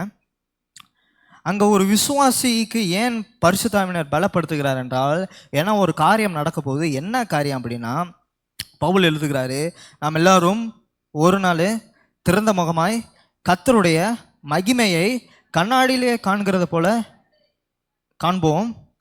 ஓகே, ஆவியா இருக்கிற கர்த்தரால் அந்த சாயலாகத்தானே மகிமையில் மேல் மகிமை அடைந்து மறுரூபமாகிறோம். இந்த மகிமையின் மேல் மகிமை அடைந்து மறுரூபமாகிறோம். இது யாரால நடக்கிறது என்று சொன்னால், பரிசுத்த ஆவியானவரால் தான் நடக்கிறது. அந்த மகிமையின் மேல் மகிமை என்று சொல்லும்போது இது அந்த காண்கிற மகிமையை குறித்து பேசுகிறது. மோசே கதறான் இல்லையா, நான் அடம் பிடிக்கிறான் பாருங்க, நீங்கள் கத்தாவே நீங்கள் நான் காட்டினா நீங்கள் உங்களை வந்து காண்பிச்சாதான் நான் என்ன பண்ணுவேன், போவேன் அப்படின்றப்ப கர்த்தர் சொல்கிறாரு, நான் வந்து என்னை நான் காண்பித்தேன்னா நீ வந்து தாங்க மாட்டேன்றாரு. அவன் அடம் பிடிக்கிறான், இல்லை நான் வந்து உங்களை பார்க்காம நான் அந்த இடத்த விட்டு என்ன பண்ண மாட்டேன், போக மாட்டேன். சரின்னா கர்த்தர் என்ன பண்ணுறாரு, ஒரு மலையின் விரிசலில் தன்னோட பின்புறத்தை லைட்டாக காண்பிக்கிறாரு. ஆள் என்ன பண்ணிட்டான், ஷாக் அடித்த மாதிரி போயிட்டான், கான்சியஸ் இழந்து போயிட்டான். அதுதான் என்னதான் மகிமை. வசனம் சொல்லுது, நாமளும் என்ன பண்ணுவோமா, அப்படி மகிமையின் மேல் மகிமை அடைந்து. மோசே விரிசலை பார்த்து மயக்க மாட்டான், ஆனால் வசனம் சொல்லுது நாம் ஒரு நாள் கண்ணாடியில் காண்பது போல தெளிவாக அவரை காண்போமா. ஏன் அப்படின்னா நாமளும் அதே மகிமையின் மேல் மகிமை அடைவோமா. இது யாரால் திரும்ப முடியும்? உங்களுக்குள்ளே வாசமாக இருக்கிற, நமக்குள்ளே வாசமாக இருக்கிற பரிசுத்த ஆவியானவரால் தான் முடியும். அப்போ இந்த மகிமையை நாம் எப்போ அடைவது என்று சொன்னால், பவுல் ஜெபிக்கிறது போல இந்த ஜெபம் நம்முடைய வாழ்க்கையில ஒவ்வொரு நாளும் இருக்க வேண்டும். அவருடைய வல்லமையினால் நான் பலப்பட வேண்டும். இந்த சிஸ்டர் அவருடைய வல்லமையினால் பலப்பட வேண்டும் ஒவ்வொரு நாளும். ஏன்னா சொல்றாரு இல்லையா, 9 சொல்றாரு இல்லையா, கொலோசியர் 1:9 இடைவிடாமல் ஜெபித்து கொண்டிருக்கிறேன். இந்த ஜெபம் ஏதோ ஒரு நாள் நடக்கிற விஷயம் அல்ல. கேட்ட நாள் முதல் ஒவ்வொரு நாளும் அவர்களுக்காக ஜெபிக்க வேண்டும். அவர் சோகமா இருக்கிறாங்க, இன்னைக்கு அவங்க மூஞ்ச பார்த்தேன், கஷ்டமா இருக்கிறாங்க, குடும்பத்துல சண்டை. எப்படி நாம ஜெபிக்க வேண்டும் தெரியுமா? அவர்கள் பரிசுத்த ஆவியானவரோட வல்லமையினால் பலப்பட வேண்டும். ஆமென். சந்தோஷத்தோட கூடிய நீடிய பொறுமை அவர்களுக்கு உண்டாவதற்கு எல்லா வல்லமையினாலும் பலப்பட வேண்டும். ஏன்னா அவர் இப்படி நம்மளுடைய வாழ்க்கையில் வரும்போது தான் பாருங்க அந்த முதல் காரியம் வரும். என்ன காரியம் வரும்? பரிசுத்தானவர் வரும்போது தான் அவருடைய வார்த்தையில் அநேக சமயத்தில் வளர முடியும். இருக்கிறீங்களா? அநேக சமயத்தில் ஏன் நமக்கு பைபிள் படிக்க தோன்றதில்ல? அன்னைக்கு சீசர் சொன்ன மாதிரி தான். என்னது? ஆவி சித்தமாக இருக்கிறது, ஆனால் என்ன சித்தமாக இல்லை, மாம்சம் சித்தம் இல்லை. அதான் சொல்கிறாரு. அந்த மாதிரி தான் பாருங்கள், அநேக சமயத்தில் நமக்கு பைபிள் படிக்க ஆசை தான், ஆனால் சரீரம் ஒத்து உழைக்க மாட்டேங்குது. அதற்கு தான் ஆவியானவருடைய பலம் நமக்கு தேவைப்படுகிறதாய் இருக்கிறது. அடுத்தது நடத்தை கட்டுப்படுத்த முடியல, பேச்சை கட்டுப்படுத்த முடியல, இதுக்கு அடிமை ஆகிட்டேன். நான் சொல்கிறேன், பரிசுத்த ஆவியானவருடைய பலம் நமக்கு தேவைப்படுகிறதாய் இருக்கிறது. அதான் கொலோசியர் 1:11 சொல்கிறார் பாருங்க, நீடிய சாந்தம் உண்டாவதற்கு மகிமையான அவருடைய வல்லமையின்படி எல்லா வல்லமையினாலும் பலப்பட நான் உங்களுக்கு வேண்டுதல் செய்கிறேன். இந்த மகிமை என்ன தெரியுமா? இந்த மகிமை எப்படிப்பட்ட மகிமை தெரியுமாங்க? காணக்கூடிய மகிமை. ஏன்னால் இதற்கு முன்னாடி நான் தேவனை மகிமைப்படுத்த வேண்டும் என்று சொன்னேன் இல்லையா? இந்த மகிமை கான்செப்ட் மகிமை. இந்த மகிமை பார்த்தீங்கன்னா காரியம், நம்ம செய்யக்கூடிய விஷயத்தினால் அவர் மகிமை உண்டாகிறது. ஆனால் இங்கே பரிசுத்த ஆவியானவருடைய மகிமை என்று சொல்லும்போது இது காணக்கூடிய மகிமையாக இருக்கிறது. இது நான் பார்க்கக்கூடிய மகிமையாக அது இருக்கிறது. கண்ணால் பார்க்கக்கூடிய மகிமையாக இது இருக்கிறதாம். இயேசு சொல்றாருல, நீ விசுவாசித்தால் தேவனுடைய மகிமையை காண்பாய், உணர்வாய், இல்லை என்ன பண்ணுவாய், காண்பாய். இந்த மகிமை எல்லாரும் பார்க்கக்கூடிய மகிமையாக இருக்கிறதாம். அதுதான் பவர்ன்னுவாங்க, அதுதான் க்ளோரின்னுவாங்க. இந்த மகிமை எல்லாரும் பார்க்கக்கூடிய மகிமையாக இருக்கிறது. ஆமென். ஸோ இப்போ நான் சொன்ன மாதிரி அறிவிலே வளர்வதற்கும் அவருடைய நடத்தையில் பாத்திரவானாய் நடப்பதற்கும் ஒவ்வொரு விசுவாசிகளுக்கும் பரிசுத்த ஆவியானவருடைய பலன் நமக்கு தேவைப்படுகிறதாய் இருக்கிறது. ஆமென். இந்த வல்லமையில நான் சொல்கிறேன், இந்த வல்லமையில நான் எப்படி பலப்பட வேண்டும் என்று எல்லாருக்குமே வல்லமை இருக்குது. யாரெல்லாம் இயேசுவை சொந்த ரட்சகராக ஏற்றுக்கொண்டீர்களோ, ஞானஸ்தானம் எடுத்துக்கொண்டீர்களோ, எல்லாருக்குமே பரிசுத்த ஆவியானவர் இருக்கிறார். மேட்டர் என்ன தெரியுமா? பலப்பட வேண்டும். அதுதான் நான் சொல்கிறேன். என்ன செய்ய வேண்டுமாங்க? பலப்பட வேண்டும். ஹலோ, அந்த ஒரு கட்டத்தில் பாருங்க, சிம்சோன் ஒரு கட்டத்தில் பரிசுத்தானர் எக்கச்சக்கமான பேர் அடிச்சு போட்டாங்க. நான் பாருங்க, அப்படி நம்ம என்ன பண்ண வேண்டுமா? ஒரு கட்டத்தில் ஒவ்வொரு நாளும் என்ன பண்ண வேண்டுமா? அந்த வல்லமையினால பலப்பட வேண்டும். இப்படி பலப்பட வேண்டும். இந்த மாதிரி பலப்படும் போது தான் நான் மறுபடியும் சொல்கிறேன், தேவனுடைய சித்தத்தினாலே நம்மளால் நிரப்பப்பட முடியும். இது பார்த்தீங்கன்னா வின் சுச்சுவேஷன் வாங்க. அதாவது நானும் ஜெயிக்கிறேன், நீனும் ஜெயிக்கணும். ஒரு காரியத்தை செய்யும்போது நானும் ஜெயிக்கிறேன், நீனும் ஜெயிக்கணும். அப்போ இந்த காரியம் எப்படிப்பட்டதுன்னா பாருங்க, பரிசுத்த ஆவியானவர் பலத்தினால்தான் நம்ம வார்த்தையிலையும் சத்தியத்திலையும் வளர முடியும். இப்படியும் சொல்லலாம், நீங்கள் சத்தியத்தில் வளரும் போது தான் பரிசுத்த ஆவியானவரின் வல்லமையினால் பலப்பட முடியும். இருக்கிறீங்களா? பரிசுத்த ஆவியானவர் வல்லமையினால் பலப்பட வேண்டும் என்று சொன்னால் நீங்கள் அவருடைய அறிவிலையும் சத்தியத்திலும் விசுவாசத்திலும் நீங்கள் நிரப்பப்பட வேண்டும். அடுத்தது பரிசுத்த ஆவியானவரின் வல்லமையினால் நீங்கள் பலப்படும் போது அவருடைய சத்தியத்திலே நீங்கள் வளர முடியும். எல்லாரும் இருக்கிறீங்களா? ஸோ ஒருவேளை உங்களுக்கு இந்த கேள்வி எத்தனை பேருக்கு வந்துச்சுன்னு தெரியல. இந்த 2 வாரமாக பிரசங்கம் பண்ணும்போது என்கிட்ட 2 பேர் கேட்டாங்க.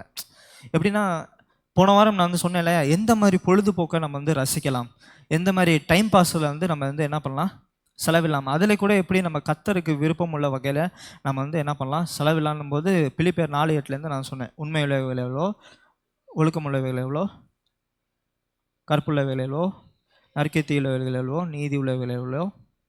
ஸோ இந்த மாதிரி சொல்லும்போது கேட்குறது நல்லது இல்லையா. எனக்கு 2 கேள்வி இருந்துச்சு, ஒரே கேள்வி தான். அது எப்படி பிரதர், ஒவ்வொரு விஷயத்தையும் நான் செய்யும்போது இதெல்லாம் நான் எப்படி வந்து கால்குலேட் பண்ண முடியாது, இதெல்லாம் கஷ்டமாச்சே. இருக்கிறீங்களா? ஒரு பாட்டு கேட்கும்போது, ஒரு பாட்டு கேட்கணுன்னா கூட இதெல்லாம் நான் எப்படி பண்ணுறது, இதில் வந்து உண்மை இருக்குதா, இதில் வந்து அழகு இருக்குதா, இது வந்து இதில் வந்து நன்மை இருக்கிறதா அப்படின்னு நான் ஒவ்வொரு காரியத்தையும் நான் வந்து எப்படி வந்து செய்கிறது, இது ரொம்ப கஷ்டமாச்சே. இருக்கிறீங்களா? ஒரு டிவியை பார்த்து ரசிக்கும்போது கூட இதெல்லாம் இதெல்லாம் பார்த்து தான் நான் ரசிக்கணும்னா அது வந்து ஒரு மாதிரி கஷ்டமாச்சே அப்படின்னு சில பேர் கேள்வி கேட்டாங்க.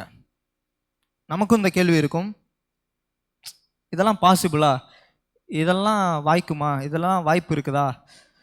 அப்புறம் அநேகருக்கு இந்த நமக்கும் கூட எல்லாருக்குமே இந்த கேள்வி இருந்திருக்கும் பாருங்க, எப்படி ஒரு கிறிஸ்தவன் பாவம் செய்யாமல் இருக்க முடியுமா, 1% கூட அவனுடைய வாழ்க்கையில அவனால் பாவம் செய்யாமல் இருக்க முடியுமா. ஏன்னா வேதம் என்ன சொல்லுது, நம்ம அப்படி தான் இருக்கணும், கர்த்தர் பரிசுத்தர், நம்மளும் எப்படி தான் இருக்கணும், அதை நிறைவேற்றும் பொறுத்து தான் இயேசு கிறிஸ்து ரத்தத்தை சிந்தினார். அப்படின்னும் போது வேதம் நம்மளை இப்படி தான் பரிந்துரைக்குது. வேதம் நம்மள்ட்ட என்ன சொல்லுதுன்னா, நம்ம பாவம் செய்யக்கூடாது. இருக்கிறீங்களா? அவரை போலவே இருக்க வேண்டும். யாரை போலவே இருக்க வேண்டும்? எத்தனை பேருக்கு வந்து என்னோட கூட பிறந்தவங்க நாங்கள் ஒரே மாதிரியே இருப்போன்றவங்க பார்க்குறதுக்கு? ஸோ நிறைய பேர் இருப்போம். அப்போ வசனம் சொல்லுது, நம்மளுடைய மூத்த குமாரன் இயேசுவாக இருப்பது நிமித்தம் நம்ம இயேசுவை பிரதிபலிக்கக்கூடியவர்களாய் இருக்க வேண்டும் என்று சொன்னால், எதில்? முகச்சாடையிலையா? தாடி வச்சுக்கிட்டா? உங்களால் தாடி வைக்க முடியாது இயேசுவை பிரதிபலிக்க வேண்டும் என்றால். அப்போ இயேசுவை பிரதிபலிக்க வேண்டும் என்று சொன்னால் அவருடைய குணாதிசயம் நம்மளுடைய குணாதிசயம் அவரை போலவே இருக்க வேண்டும். நம்மளுடைய பரிசுத்தம் அவருடைய பரிசுத்தத்துக்கு ஈக்குவலாக இருக்க வேண்டும் என்றப்ப அநேகருக்கு இந்த கேள்வி வரும் பாருங்க, எப்படி வேதம் வந்து நம்மளை வந்து ஆக்சுவலாக சொல்லுது, வேதம் வந்து சொல்லுது விசுவாசிகள் ஒவ்வொருத்தரும் பாவம் இல்லாத ஒரு வாழ்க்கை வாழ வேண்டும். ஏன்? அந்த பரிசுத்த ஆவியானவர் உங்களுக்குள்ள வாசமாக இருக்கிறாரு, இயேசு கிறிஸ்துவின் ரத்தம் உங்களுடைய சகல பாவத்தையும் கழுவி இருக்குதுன்றப்ப நீங்கள் குற்றமில்லாதவர்களாக இருக்க வேண்டும் என்று வசனம் சொல்லுகிறதே. இது எந்த அளவுக்கு வாய்க்கும் என்ற கேள்வி அநேகருக்கு இருக்கும் பாருங்க. ஸோ நான் நம்புகிறேன் என்னன்னா, விசுவாசிகள் பாவம் செய்யாமல் இருக்க முடியுமான்னா இந்த கேள்வி கேட்கும்போது நான் என்ன விசுவாசிக்கிறேன் அப்படின்னா, அதற்காக தான் பரிசுத்த ஆவியானவர் கர்த்தர் நம்மள்கிட்ட வச்சிருக்கிறார். இருக்கிறீங்களா? அதனால தான் நமக்குள்ளேயே ஒரு கடவுள் வாசம் செய்கிறார். ஏன் தேவன் என்ன சொல்றார், நான் பரிசுத்தர், நீங்களும் என்ன பண்ணுங்க. இப்போ நம்ம யாரை போலவே பரிசுத்தமாக இருக்கணும், தேவனை போலவே பரிசுத்தமாக இருக்க வேண்டும். யார் பரிசுத்தர்? இங்கே தேவன் பரிசுத்தர். அதனால தேவனை பார்த்தா நம்ம என்ன சொல்லுவோம், இங்கே இருந்தால் அவரை பார்த்தா என்ன சொல்லுவோம், இங்கே என்னன்னா. அதனால தான் வசனம் சொல்லியிருக்குது, அவர் நமக்குள்ளே வந்து விட்டாராம். ஆமென். பரிசுத்த ஆவியானவர் யாருங்க? பரிசுத்த ஆவியானவர் யாரு? தேவனாக இருக்கிறார். அந்த நான் பரிசுத்தர்னும் போது அதை யாரை குறித்தது, அதை யாரை குறிப்பிட்டது? நான் பரிசுத்தர் என்பது எந்த தேவன்? பிதாவாகிய தேவன், குமாரனாகிய தேவன், பரிசுத்த ஆவியாகிய தேவன். அப்ப அந்த பரிசுத்தர் தான், பரிசுத்த ஆவியானவர் தான் இன்றைக்கு யாருக்குள்ளே வாசமா இருக்கிறாராம்?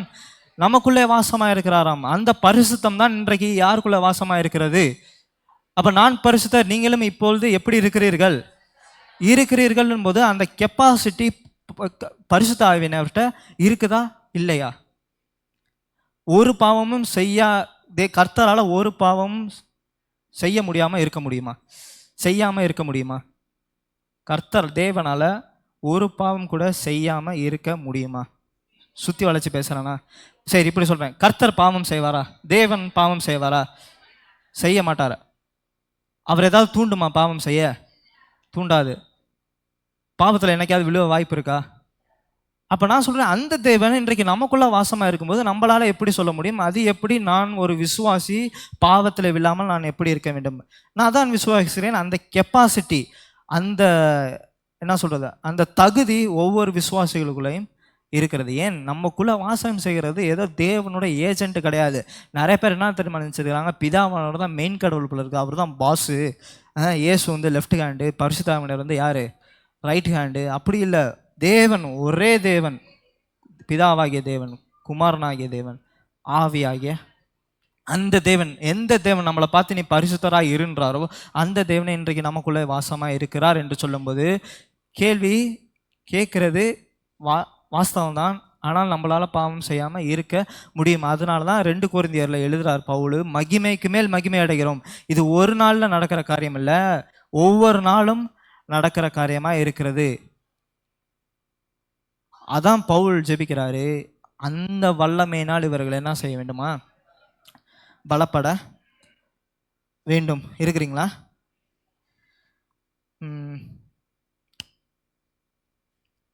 ஆமாம், அவர் அப்படி பலப்படுத்தும் போது தான் நாம் அவரை போலவே மகிமை உடையவர்களாக இருக்கிறோம். 1 யோவான் 3:2 பாருங்க. 1 யோவான் 3வது அதிகாரம். பிரியமானவர்களே, இப்பொழுது தேவனுடைய பிள்ளைகளாய் இருக்கிறோம், இனி எவ்விதமா இருப்போம் என்று கவனிங்க. விசுவாசிகளுக்கு அப்போஸ்தலனாகிய யோவான் வயசாயிருச்சு. ஏன்னா இவர் தான் இயற்கை மரணம் அடைஞ்சார். அதனால் நிறைய வருஷம் இவர் உயிரோடு இருக்கிறாரு. அப்போ வயசான காலத்தில் ஒரு சபையை நிறுவுறாரு. அந்த சபையில் தான் விசுவாசிகளுக்கு இது எழுதுறாரு. நம்மள மாதிரி விசுவாசிகளுக்கு, புறஜாதியினருக்குள்ள விசுவாசிகளுக்கு உள்ளே இருக்கிறவங்களுக்கு இது எழுதுறாரு. என்ன எழுதுறாரு? ரட்சிக்கப்பட்டவங்களுக்கு எழுதுறாரு. படிங்க. பிரியமானவர்களே, இப்பொழுது தேவனுடைய பிள்ளைகளாயிருக்கிறோம், இனி எவ்விதமாய் இருப்போம் என்று இன்னும் வெளிப்படவில்லை. ஆகிலும் அவர் வெளிப்படும் போது அவர் இருக்கிற வண்ணமாகவே நாம் அவரை தரிசிப்பதனால் அவருக்கு ஒப்பா இருப்போம் என்று அறிந்திருக்கிறோம். யோவான் சொல்றாரு பாருங்க, நாம பிள்ளைகள் ஆயிட்டோம், ஆனால் இப்ப அவரை போலவே நான் என்ன பண்ணலாம் அப்படின்னா மாறல. இப்ப உடனே அவரை போல மாறல, ஆனா இனி வரக்கூடிய காலத்துல எப்படி தெரியுமா இருப்போம்? அவர் வெளிப்படும் போது அவர் இருக்கிற வண்ணமாவே நம்ம இருப்போமா? யாரை பற்றி பேசுகிறது? எந்த தேவன்? நோப். எந்த தேவன்? அவர் வரும்போது கிறிஸ்துவை பற்றி இங்கே பேசுகிறது. அவர் வரும்போது அவர் இருக்கிற வண்ணமாவே நம்ம என்ன பண்ணுவோமா?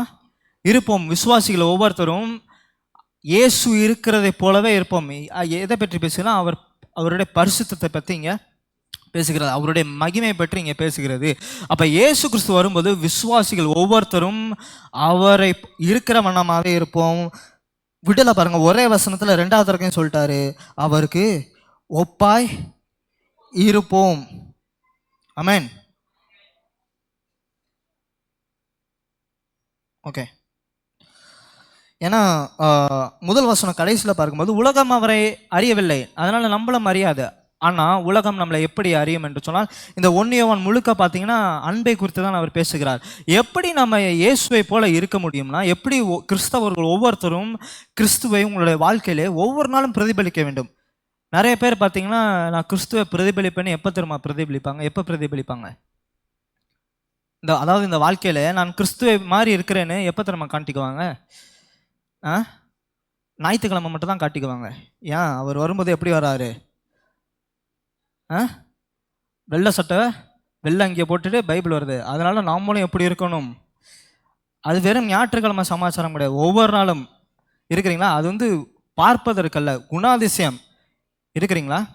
அப்போ ஒவ்வொரு நாளும் நம்ம இயேசுவை பிரதிபலிக்க வேண்டும் என்றால் இயேசுங்க எப்படிங்க இருந்தார்?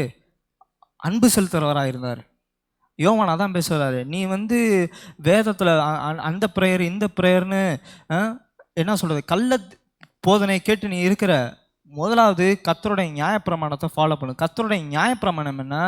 தேவனை அன்பு கூறு, தேவனை அன்பு கூறு. அடுத்தது நீ உன்னிடத்துல அன்பு கூறுவது போல பிற இடத்திலும் அன்பு கூறு. இதை செய்யாதவன் எவனும் பாவம் செய்கிறவனாய் இருக்கிறான். இதை செய்யாதவன் எவனும் அவன் தேவனுடைய பிள்ளைகள் அல்ல. இதை செய்யாதவன் எவனும் இருளின் பிள்ளைகளாக இருக்கிறார். ஒன்று அவன் ஃபுல்லாக அன்பை பற்றி தான் பேசுகிறார். அப்போ நான் கவனிக்கிறேன், பரிசுத்த ஆவியானவர் உங்களுக்குள்ளே இருக்கிறார்.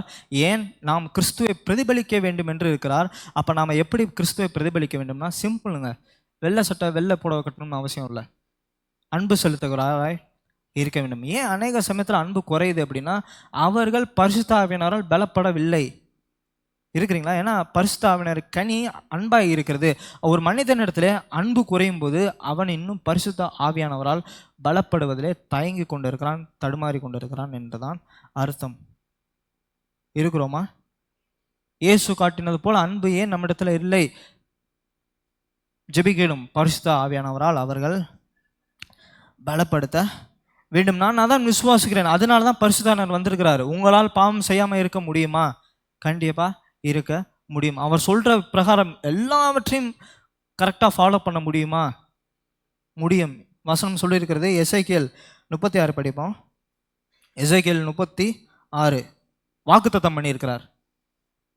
எசேக்கியேல் 36 25 27. அப்பொழுது நான் உங்கள் மேல் சுத்தமான ஜலம் தெளிப்பேன். நான் உங்களுடைய எல்லா அசுத்தங்களையும் உங்களுடைய எல்லா நரகலான விக்கிரகங்களையும் நீக்கி உங்களை சுத்தமாக்குவேன். நீங்கள் சுத்தமாவீர்கள். 27 வரலும்.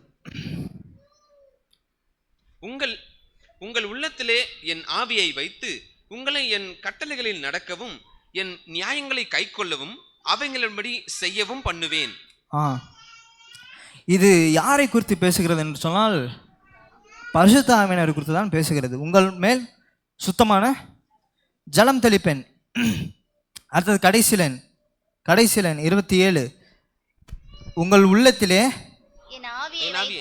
அங்க பிதாவோட வாக்குத்தத்தம் அங்கே வருகிறது.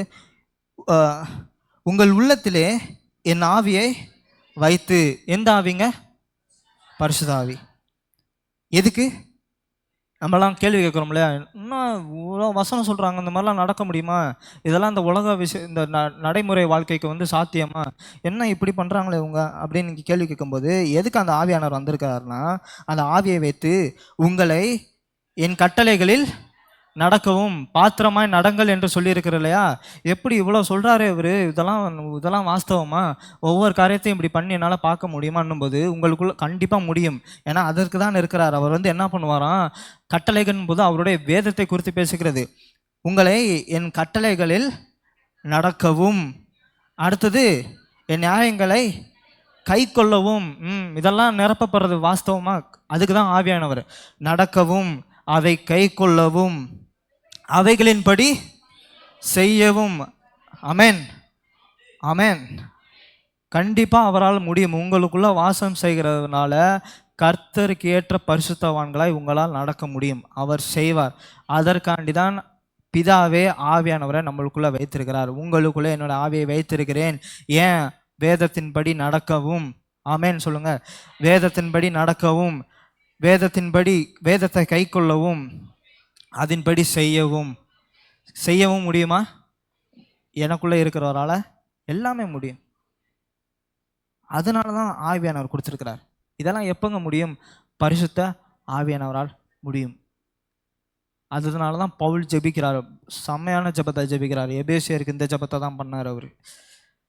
அவர்கள் பரிசுத்த ஆவியினுடைய வல்லமையினால் நிரப்பப்பட வேண்டும். அதற்கு தான் நம்மளுக்கு யாருங்க தேவை? பரிசுத்த ஆவியானவர் தேவை. பவுல் தான் ஜெபிக்கிறார். அவர் வந்து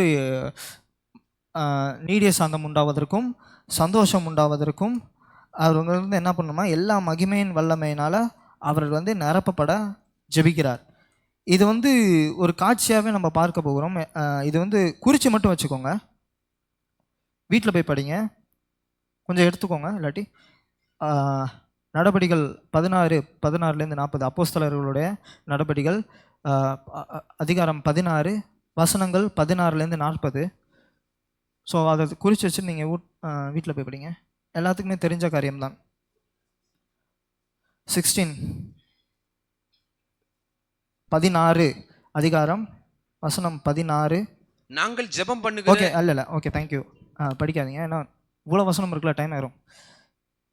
சிம்பிளாக சொல்கிறேன். அதாவது நான் சொல்ல அப்பப்போ சில வசனங்களை மட்டும் நோட் பண்ணிக்கோங்க. இங்கே என்ன நடக்குது அப்படின்னா, இந்த ஜெபத்தை யாருங்க பண்ணுறா? அப்போ இவர்கள் வந்து பரிசுத்த ஆவியானவருடைய வல்லமையினால் நிரப்பப்பட வேண்டும் என்று யாருங்க ஜெபிக்கிறா? யாரு? அப்போஸ்தலனாகிய பவுல் ஜெபிக்கிறாரு. இப்போ அவருடைய வாழ்க்கையில் என்ன நடந்துச்சு நம்ம பார்க்க போகிறோம். பாருங்க என்ன நடக்குது அப்படின்னா, சண்டே கிளாஸ் கதை எல்லாம் கவனமாக கேளுங்க. பவுலும் சீலாவும் ஊழியம் செய்து கொண்டிருக்கிறார்கள். ஊழியம் செய்யும்போது அங்கே ஒரு அம்மா இருக்குது. அந்த அம்மாவோட வேலை என்னன்னு பார்த்தீங்கன்னா, அந்த அம்மா வந்து பொசஸர் ஆயிடுச்சு. என்னன்னா, அந்த அம்மா வந்து கெட்ட ஆவி, பிசாசு ஆவி பூந்துருச்சு.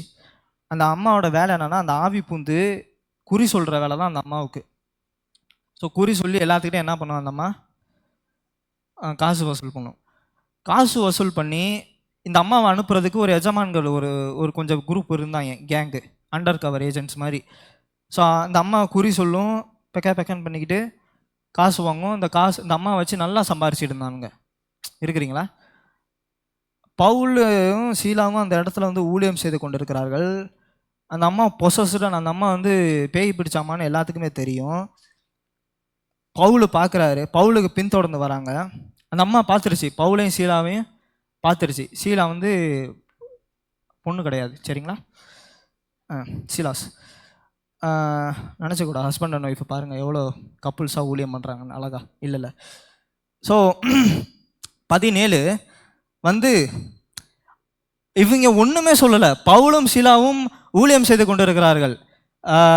இங்கே இந்த சபையிலேருந்து போவாங்க பசங்க, என்னென்னா வீடு வீடாக போயிருப்பாங்க. இந்த மணக்கால் ஏரியாக்காரங்களுக்கு தெரியும், எடியாற்று மாநகரங்களுக்கு தெரியும், கீழே பெருங்காலூருக்குலாம் தெரியும். ஒரு வீடு முடிச்சுட்டு என்ன பண்ணுவாங்க, கேஷுவலாக அடுத்த வீட்டுக்கு அப்படியே போயிட்டே இருப்பாங்க. இது இங்கேயும் இப்படி தான், பவுலும் சீலாவும் வந்து நடந்து கொண்டே இருக்கிறார்கள். அப்போ அந்த அம்மா பார்த்துருச்சு, எந்த அம்மாங்க, ஆவி பிடிச்சாம்மா, அசுத்த ஆவி பிடிச்சா அம்மா பார்த்துருச்சு. என்ன சொல்லுது பாருங்க 17, அவள் பவுலையும் எங்களையும் பின்தொடர்ந்து வந்து, இந்த மனுஷர் உன்னதமான, இது யாருங்க பேசுறது, பிசாசு பேசுது. ஃபஸ்ட்டு பேச ஆரம்பித்தது யாரு, பவுலா பிசாசா? பவுல் வந்து சொன்னாரா, ஹலோ பிசாசு, என்னை பற்றி உனக்குலாம் தெரியாது, நான் வந்து இங்கெல்லாம் மலேசியாவெலாம் பேய் விட்ட என்ன தான் கூட்டிகிட்டு போவாங்க, நான் வந்து ஃப்ளைட்லலாம் போயிட்டு வருவேன், எனக்கு வந்து விஐபி பாஸெல்லாம் இருக்குது, நான் பேய் ஓட்டாத கண்ட்ரியே கிடையாது. எதாவது பேசினாரா? நான் வந்து இந்த சர்ச்சில் இத்தனை வருஷமாக ஊழியம் செய்கிறேன், நான் இந்த காலேஜில் இப்படி யூனிவர்சிட்டி பட்டம் வாங்கிட்டு வந்து, ஒன்றுமே சொல்லலை. நான் தான் அப்போஸ்தலனாகிய பவுல், உங்களை பார்த்ததில் ரொம்ப சந்தோஷம், ஒன்றுமே சொல்ல. அவங்க பாட்டுக்கு என்ன பண்ணிகிட்டே இருக்கிறானுங்க. ஏன் சொல்கிறேன்னா, சில பேர் இப்படி பயன்படுத்துவாங்க. நான் யார் தெரியுமா, சர்ச்சில் நான் சொல்கிறேன், வெளியில் சொல்ல.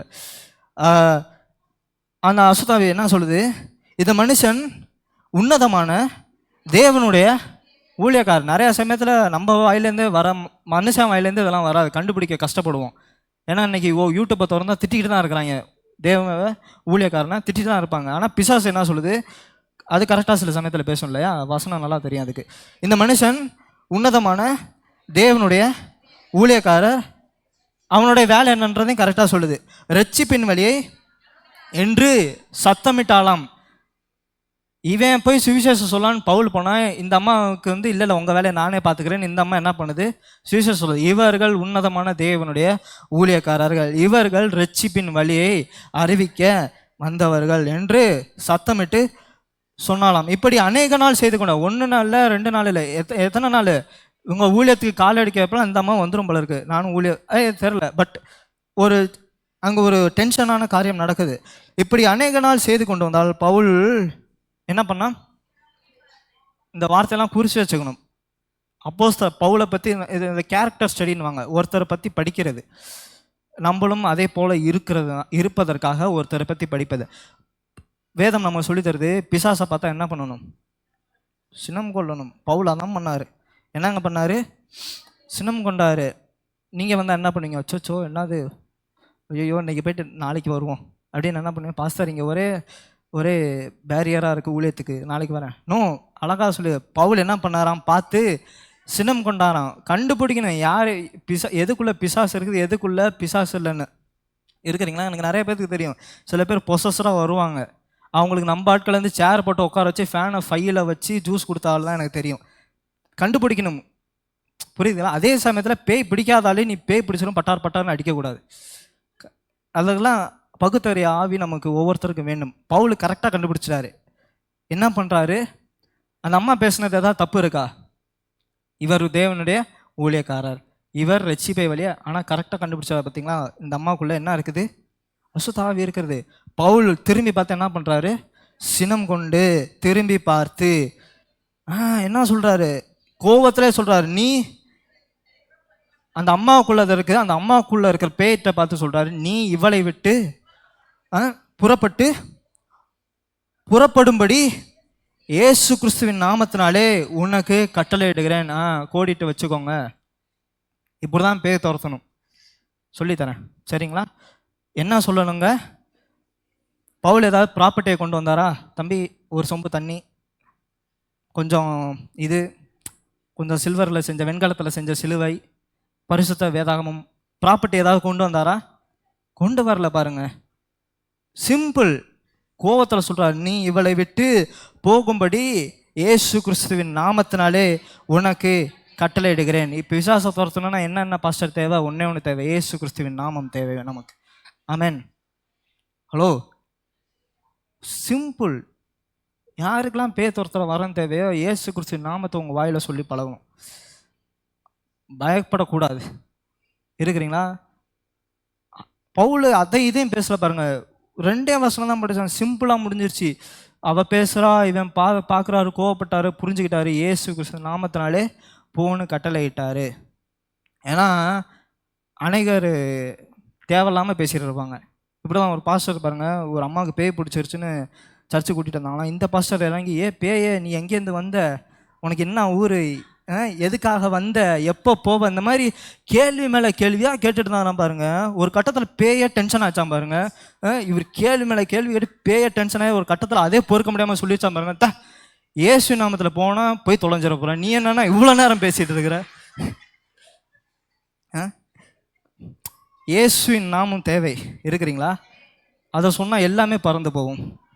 பவுல அழகா சொல்கிறாரு, இயேசு கிறிஸ்துவின் நாமத்தினாலே கட்டளையிட்டாரா. கெஞ்சில பாருங்கன்னா, பேய போ பேய, என்ன நீ இப்படி பண்ணிட்டு இருக்கிற, நான் யார் தெரியுமா, என்ன நீ இவ்வளோ இலக்கடிச்சிட்டு இருக்கிறிய, கெஞ்சலை பாருங்க. இயேசு கிறிஸ்து நாம் போனேன் எப்படி பண்ணாராம்? நடுங்கலையாம் பாருங்க. சினம் கொண்டு நாமத்தை பயன்படுத்தி கட்டளையிட்டார். விசுவாசிகள் இப்படி தான் இருக்க வேண்டும். இருக்கிறீங்களா? ஸோ பேய் போயிடுச்சு, பிஸ்னஸ் போயிடுச்சு. ஏன்னா அந்த அம்மா வச்சு பிஸ்னஸ் பார்த்துட்டு இருந்தாங்க. அவங்களுக்கு வந்து இப்போ பவுலை பிடிக்காமல் போச்சு. அதனால் என்ன பண்ணுறாங்கன்னா, பவுல் மேலே போய் கேஸ் போட்டு அவங்க வந்து நமக்கு வந்து கலாச்சாரத்துக்கு புறம்பான காரியத்தெல்லாம் நமக்கு வந்து பிரசங்கித்து கொண்டு இருக்கிறாங்கன்னு பவுலை பற்றி கம்ப்ளைண்ட் பண்ணி, சோல்ஜர்ஸ் படை வீரர்கள்ட்ட கம்ப்ளைண்ட் பண்ணி இப்போ என்ன பண்ணுறாங்க, பவுலையும் சீலாவையும் சிறையில் போட்டாங்க. இருக்கிறீங்களா? இப்போ பாருங்க, எத்தனை பேர் ஜெயிலுக்குள்ளே எத்தனை பேர் போயிருக்கிறீங்க? ஆனால் அவன் போன வாரம் கெட்ட வார்த்தை பேச சொல்கிறேன், இந்த வாரம் எத்தனை பேர் ஜெயிலுக்கு போயிருக்கிறீங்கன்றான். ஸோ ஆனால் ஜெயிலில் போகிறது நல்ல விஷயம் இல்லை இல்லையா? யாராவது ஒருத்தவங்க சிஸ்டம் நல்லா இருக்கிறீங்களா, வாங்க ஒரு நாள் வாங்க ஜெயிலில் வாங்க அப்படின்னா எத்தனை பேர் போவீங்க? ஜெயிலுக்கு போகிறது நல்ல காரியம் இல்லை. ஆனால் ஜெயிலுக்கு போன மனுஷன் என்ன தெரியுமா பண்ணுறான்? அவனுடைய குணாதிசயம் என்ன தெரியுமா இருக்குது? வசனம் 25 படிங்க. நடுராத்திரியிலே பவுலும் சீலாவும் ஜெபம் பண்ணி தேவனை துதித்து பாடினார்கள். காவலில் வைக்கப்பட்டிருந்தவர்கள் அதை கேட்டுக்கொண்டிருந்தார்கள். தேங்க்யூ. ஜெயிலுக்குள்ள இருந்து பவுலும் சீலாவும் என்ன பண்றாங்க சொல்லுங்க? எல்லாரும் என்ன பண்றாங்க? தேவனை துதித்து பாடினார்களாம். 11 அதனால தான் பவுல் எழுதுறாரு கொலோசியர் 1:11, சந்தோஷத்தோட கூடிய எல்லா பொறுமையும். எதுக்கு தெரியுமா நமக்கு பரிசுத்த ஆவியானவர் தேவை? சந்தோஷம் தேவை, நமக்கு சமாதானத்தை கொடுக்க. அடுத்தது நீடிய சாந்தத்தை நமக்கு கொடுப்பதற்கு தான் நமக்கு பரிசுத்த ஆவியானவர் தேவை. பரிசுத்த ஆவியானவர் உள்ள மனுஷனால தான் எந்த கஷ்டத்திலும் தேவனை துதிக்க முடியும். அதுக்கு தான் அவருடைய பலம் தேவை. எத்தனையோ பேர் யோசிச்சிருக்கோம்ல, கஷ்டம் வரும்போது எத்தனை பேரால் நிறைய சமயத்தில் நம்மளால் பாட முடிய மாட்டேங்குது, நிறைய சமயத்தில் நம்மளால் வாயை திறந்து பாட முடிய மாட்டேங்குது, நிறைய சமயத்தில் நம்மளால் கைகளை தட்ட முடிய மாட்டேங்குது. ஏன்? நமக்குள்ளே இருக்கிற பிரச்சனை என்ன பண்ணுது? துதிக்காமல் செய்கிறது. அதுக்காக தான் நான் சொல்கிறேன், மனுஷனை நம்பி, உங்களோட அறிவை நம்பி என்னடா அது துதிக்க முடியலையே, என்னடா அது வேதம் வாசிக்க முடியலன்னு உங்களை நம்பியே இருக்கக்கூடாது. உங்களுக்கு யாருடைய பலம் தெரியுமாங்க தேவை? பரிசுத்த ஆவியானவரோட பலம் தேவை. இருக்கிறீங்களா? அங்கே நீங்கள் பலப்பட வேண்டும். பிரச்சனைனால ஆஃப் ஆகிருக்கிறவங்களுக்கு நீங்களே சமயத்தில் உங்களுக்காகவும் கூட ஜெபிக்கலாம். நான் அவருடைய வல்லமையினால் பலப்பட வேண்டும். அதை பெற்ற மனுஷன் எப்படி தருமா இருந்தால், ஜெயிலில் போட்டாலும் அவன் ஜெயிலுக்கு போனது நியாயமான காரியம் அல்ல. பொய் கேஸ் போட்டு என்ன பண்ணிட்டாங்க? ஜெயிலில் போட்டாங்க. அப்படின்றப்ப என்ன தெரியுமா பண்ணாமல் துதித்து அவர்கள் பாடினார்கள். ஜெயிலில் போட்டாலும் ஒரு மனிதனால் துதித்து பாட முடியும் என்றால் அதற்கு பரிசுத்த ஆவியானவரின் வல்லமை தேவை. அதற்கு அவர்கள் பரிசுத்த ஆவியின் பலத்தினால் நிறைந்திருக்க வேண்டும். இப்படி நடக்கும்போது என்ன தெரியுமாச்சு? அதே கொலோசியர் 1:11 மகிமையான அவருடைய வல்லமைன்னு போட்டிருக்கு இல்லையா? கொலோசியர் 1:11 கொஞ்சம் டக்கு டக்குன்னு போடுறியா வசனம் டிவியில்? கொலோசியர் 1:11. எந்த மாதிரி வல்லமையால திரும்ப விசுவாசிகள் பலப்பட வேண்டும் என்று போட்டிருக்கு. 3வது லைனு, மகிமையான அவருடைய வல்லமை. மகிமையான அவருடைய வல்லமை. அந்த மகிமைனா என்ன தெரியுமா? அந்த வல்லமைனா என்ன தெரியுமா? பார்க்கக்கூடிய மகிமை. நான் முன்னாடியே சொன்னேன்ல, என்னங்க பார்க்கக்கூடிய மகிமை. நீ விசுவாசித்தால் தேவனுடைய அது வந்து பார்க்கக்கூடிய மகிமை. தண்ணீரை திராட்சை ரசமே மாற்றினார், அது என்னது? அது காணக்கூடிய மகிமை. அப்ப இங்க ஒரு விசுவாசியோட வாழ்க்கையில மகிமையான வல்லமையினால் அவன் பலப்படும் போது அந்த மகிமை எப்படி தெரியுமா வெளிப்பட்டுச்சு? பவுல் பரிசுத்தாவினார் பலப்பட்டார் இல்லையா, துதித்து பாடினாங்களே, அதுக்கப்புறம் என்ன தெரியுமா வந்துச்சு? அங்கே அந்த இடத்துல சின்ன நிலநடுக்கம் அங்கே வந்துச்சாம். சம்பந்தமே இல்லாமல் என்ன வந்துச்சாம்? நிலநடுக்கம் அங்கே வந்துச்சு. இதுதான் காணக்கூடிய மகிமை. ஆமென். ஒரு விசுவாசி பரிசுத்தாவியோட வல்லமையில் நிரப்பப்படும் போது எந்த மாதிரி மகிமை தெரியுமா? எல்லாருமே காணக்கூடிய அந்த மகிமை வெளிப்பட்டது. அப்போ வந்து பார்த்தீங்கன்னா அதில் ஒரு ஜெயிலர் என்ன பண்ணுறான் அப்படின்னா, அந்த சிறை காவலாளி என்ன பண்ணுறான்னா இதெல்லாம் பார்க்குறான். ஏன்னா அவன் ப்ரேயர் பண்ணிட்டு இருக்கத இவன் இங்கே வந்து கேட்குறாங்க. சூன் ஆஃப்டர் என்ன நடக்குது அப்படின்னா, உடனே என்ன நடக்குது அப்படின்னா, நிலநடுக்கம், அங்கே பூமி அதிர்வு வருகிறது, சிறைச்சாலை திறந்துருது. இவங்க கொஞ்ச நேரம் வந்து அன்கான்ஷியஸ் ஆகிட்டாங்க. திறந்து பார்க்கும்போது பவுலோட என்னது அந்த செயின் எல்லாம் கழட்டப்பட்டிருக்கு, ரிலீஸ் ஆகிட்டாங்க. இன்னொரு விஷயத்தையும் இதில் பார்க்கோம்னா, ஒரு மனுஷன் எப்படி விசுவாசியாக ஆகிறான்றதை பற்றியும் பேசியிருக்கு. அந்த ஜெயிலர் என்ன தெரியுமா பண்ணுறான்? வசனம் 31, இதெல்லாம் பார்த்துட்டான். ஏன்னா மகிமை பார்த்துட்டான். என்ன மகிமை எப்படி வெளிப்பட்டுச்சுன்னா, பூமி அதிர்வில் என்ன பண்ணுச்சு? வெளிப்பட்டுச்சு. இவங்க தூங்கிட்டானுங்க, செயின் ஜெயில் எல்லாமே அந்து போச்சு.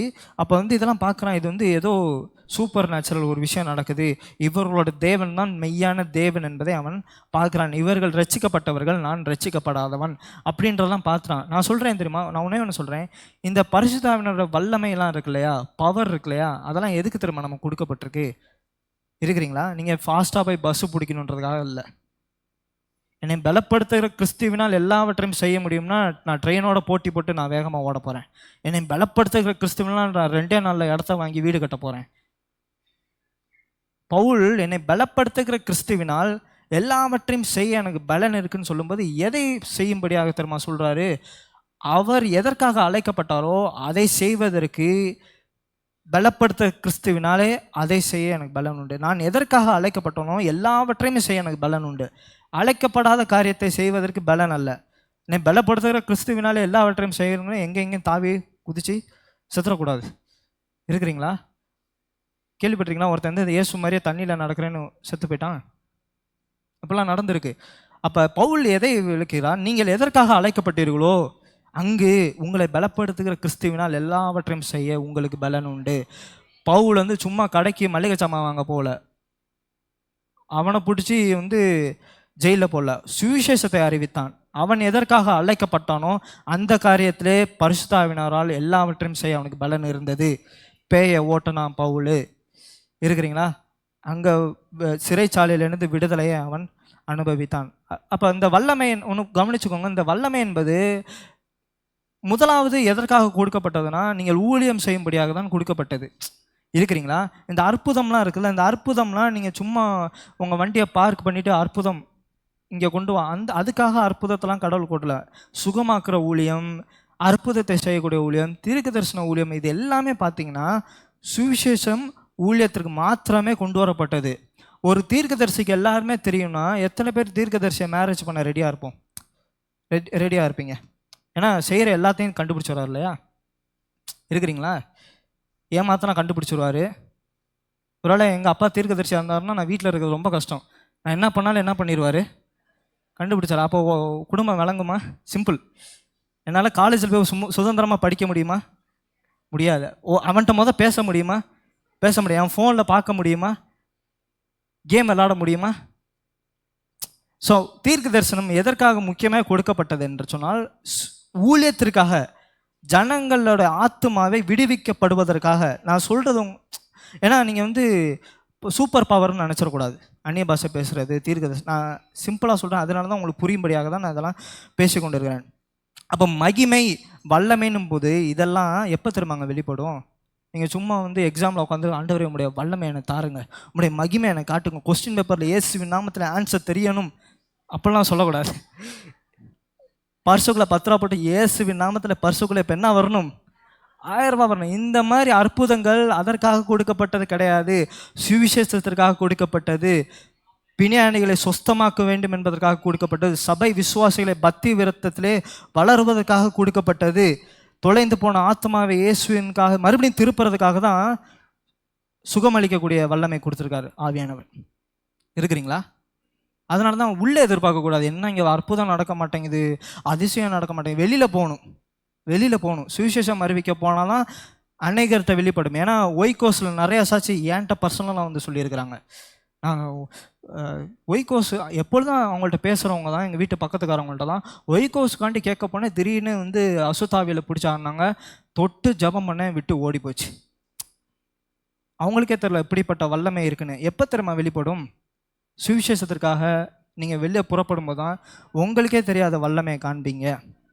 ஜெயிலில் போட்டான் நிலநடுக்கம் அங்கே வந்துச்சு. இருக்கிறீங்களா? அந்த வல்லமை என்பது கிரேக்கத்தில் டுனாமிஸ் அப்படின்னு இருக்குது. நல்ல ஒரு கம்பெனி பேர். யாராவது கம்பெனி ஆரம்பிச்சிங்கன்னா டுனாமிஸ்னு வைக்கலாம். டுனாமிஸ்னால் என்னென்னா பவர். ஆங்கிலத்தை சொல்லணும்னா டைனமோ அப்படின்வாங்க. எத்தனை பேர் டைனமோன்ற வார்த்தையை கேள்விப்பட்டிருப்பீங்க தெரியல. டைனமோனா சும்மா தாத்தாக்கள் சைக்கிளில் சுற்றுறது இல்லையா, அத்தனூண்டு பவரில்.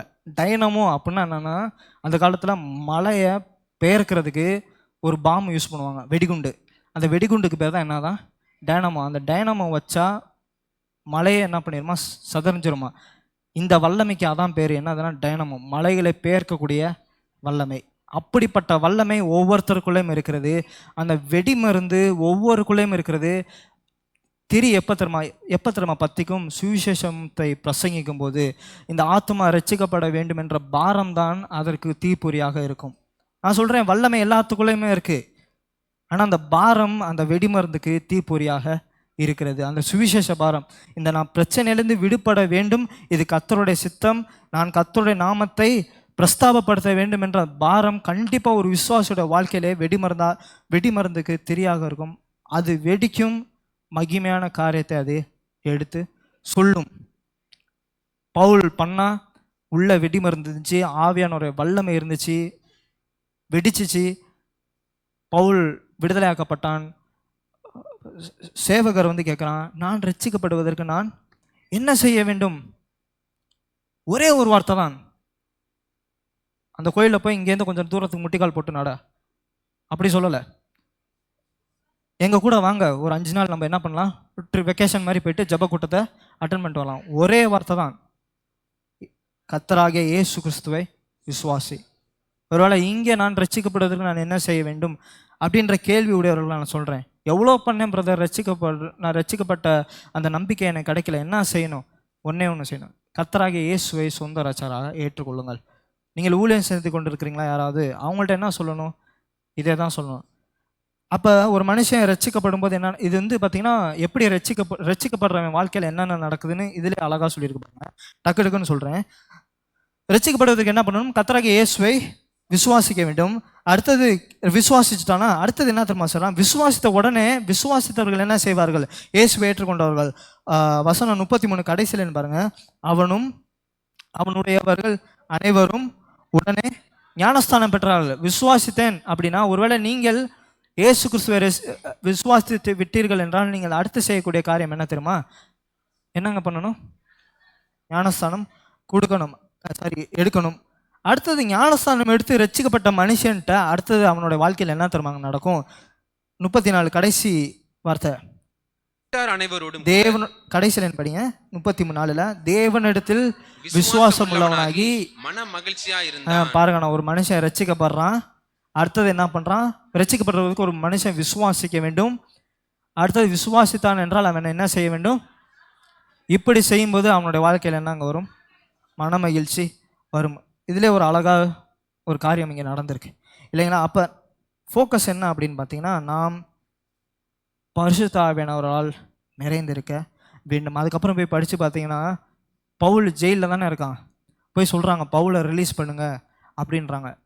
உடனே வேலைக்காரன் வந்து பவுலை நீங்கள் என்ன பண்ணலாம் போகலாம் அப்படின்றாங்க. ஆனால் பவுல் என்ன பண்ணல, என்ன அரெஸ்ட் பண்ணுறப்ப மட்டும் ஊரறிய பகலில் வந்து என்ன பண்ண, நியாயம் இல்லாமல் அரெஸ்ட் பண்ண, இப்போ ரிலீஸ் பண்ணுற மட்டும் யாருக்கும் தெரியாமல் என்ன பண்ணுற, நீ போயிட்டு உன்னோட அதிகாரியை வர சொல்லு, அவனை வந்து என்கிட்ட நேரில் வந்து பேச சொல்லு. இப்படியே பவுல் சொல்கிறார். நீ போயிட்டு என்ன பண்ணு, உன் மேலதிகாரி நேரடியாக கூட்டிகிட்டு வா, அவனை வந்து இதே காரியத்தை, இந்த தைரியம்லாம் எப்போ தருமா வரும்.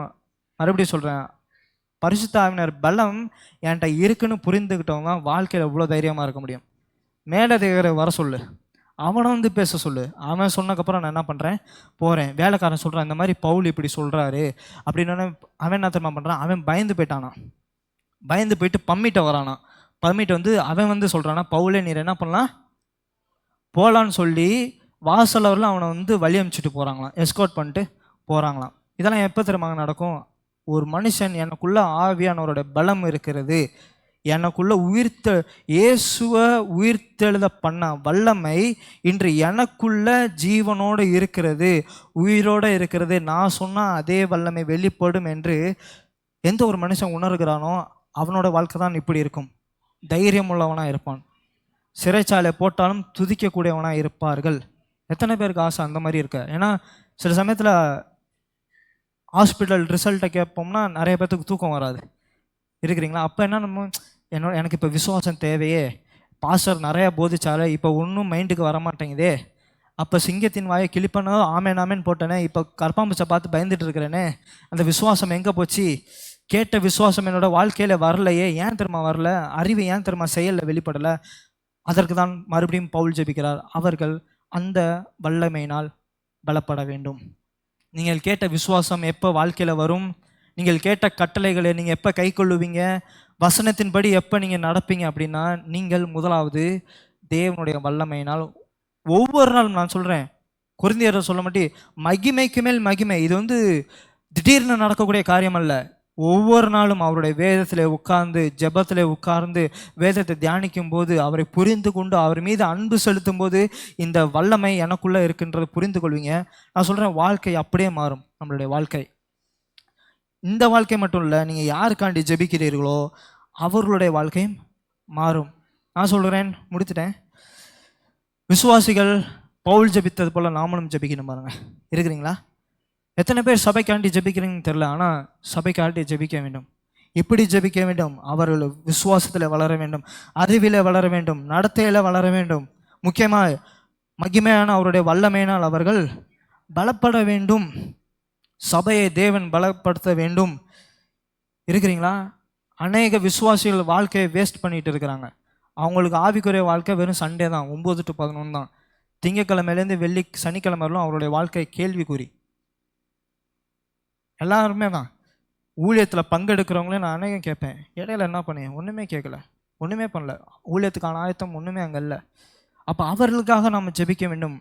தன்னுடைய ஆவிக்குரிய வாழ்க்கையை வீணடித்து கொண்டு இருக்கிறார்கள் இல்லையா, தன்னுடைய ஒவ்வொரு ஜீவனையும் வீணடித்து கொண்டு இருக்கிறார்கள் இல்லையா, அவர்களுக்காக ஜெபிக்க வேண்டும். அவர்கள் ஆவியானவருடைய வல்லமையினால் பலப்பட வேண்டும் என்று அவர்களுக்காக ஜெபிக்க வேண்டும். சிலர் 2 வேஷம் போட்டுட்டு இருப்பாங்க.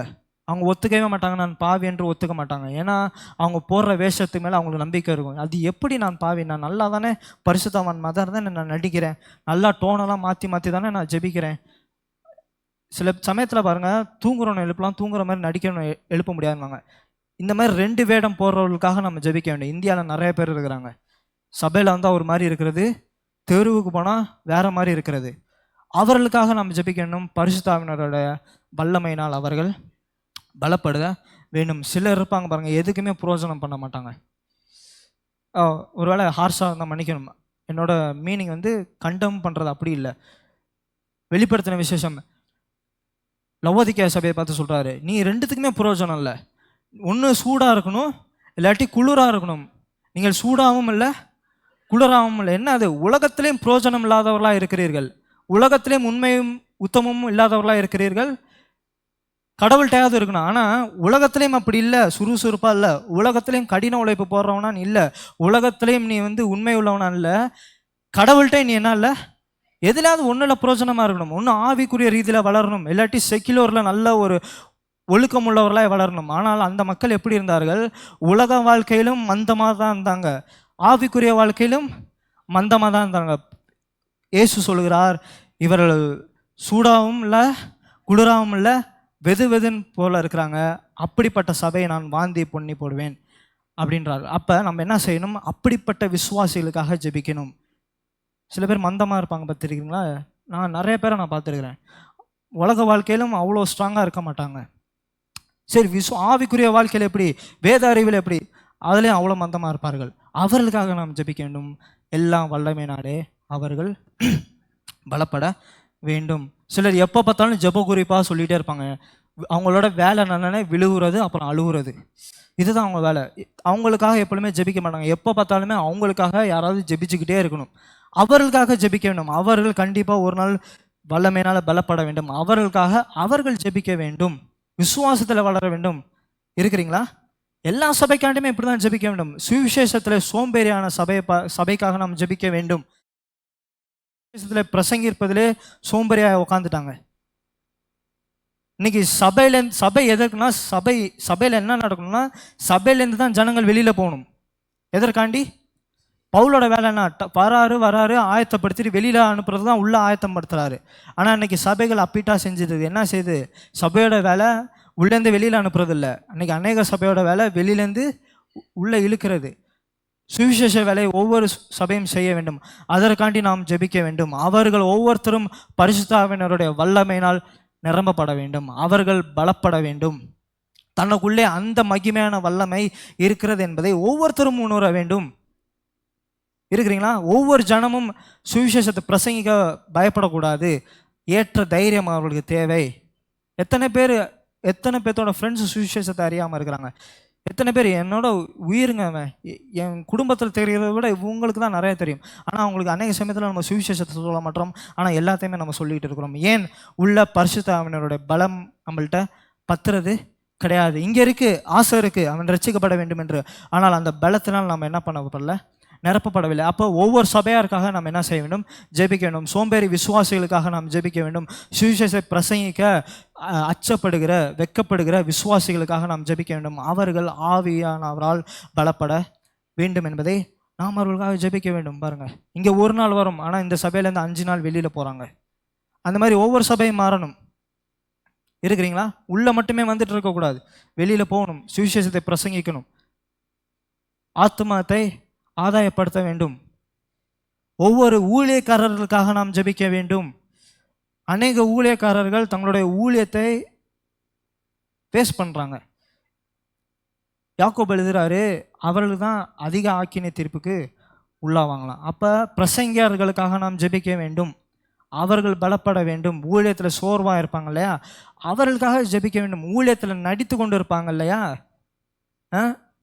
வாழ்க்கை ஒரு மாதிரி இருக்கும், ஊழியத்தில் பிக்சர் ஒரு மாதிரி இருக்கும். அப்போ அந்த மாதிரி அவர்களும் சில சமயத்தில் விழுகிறவர்களாக இருப்பாங்க. அவர்களுக்காகவும் நம்ம என்ன செய்ய வேண்டுங்க? எத்தனையோ ஊழியம் விழுந்து போயிடுச்சு இல்லையா, எத்தனையோ சபைகள் மூடப்பட்டது இல்லையா, எத்தனையோ ஊழியக்காரர்கள் விமர்சனத்துக்கு உள்ளாகிறாங்க இல்லையா, உங்களுக்கு நல்லாவே தெரியும். அவர்களுக்காக ஜெபிக்க வேண்டும். அவர்கள் பரிசுத்த ஆவியானவரால் என்ன செய்ய வேண்டும்? நிரப்பப்படும். நல்ல பாட்டு எழுதுறது, நல்ல பிரசங்கம் எடுக்கிறது சில சமயத்தில் இங்கேருந்து கூட எடுக்கலாம். ஆனால் உள்ளத்தில் இருக்கணும். நல்லா பாட்டு எழுதுறானே அதனால ஊழியக்காரனா இல்லை, அது நான் இங்கேருந்து கூட எல்லாருமே எழுதலாம். 10 கூகுளில் கேட்டால் கூட நல்ல பாட்டு எழுதி தரும். அது மேட்டர் கிடையாது. இருதயத்திலே ஒவ்வொருத்தரும் ஆவிலே பலம் உடையவர்களாய் இருக்க வேண்டும். ஆமென்.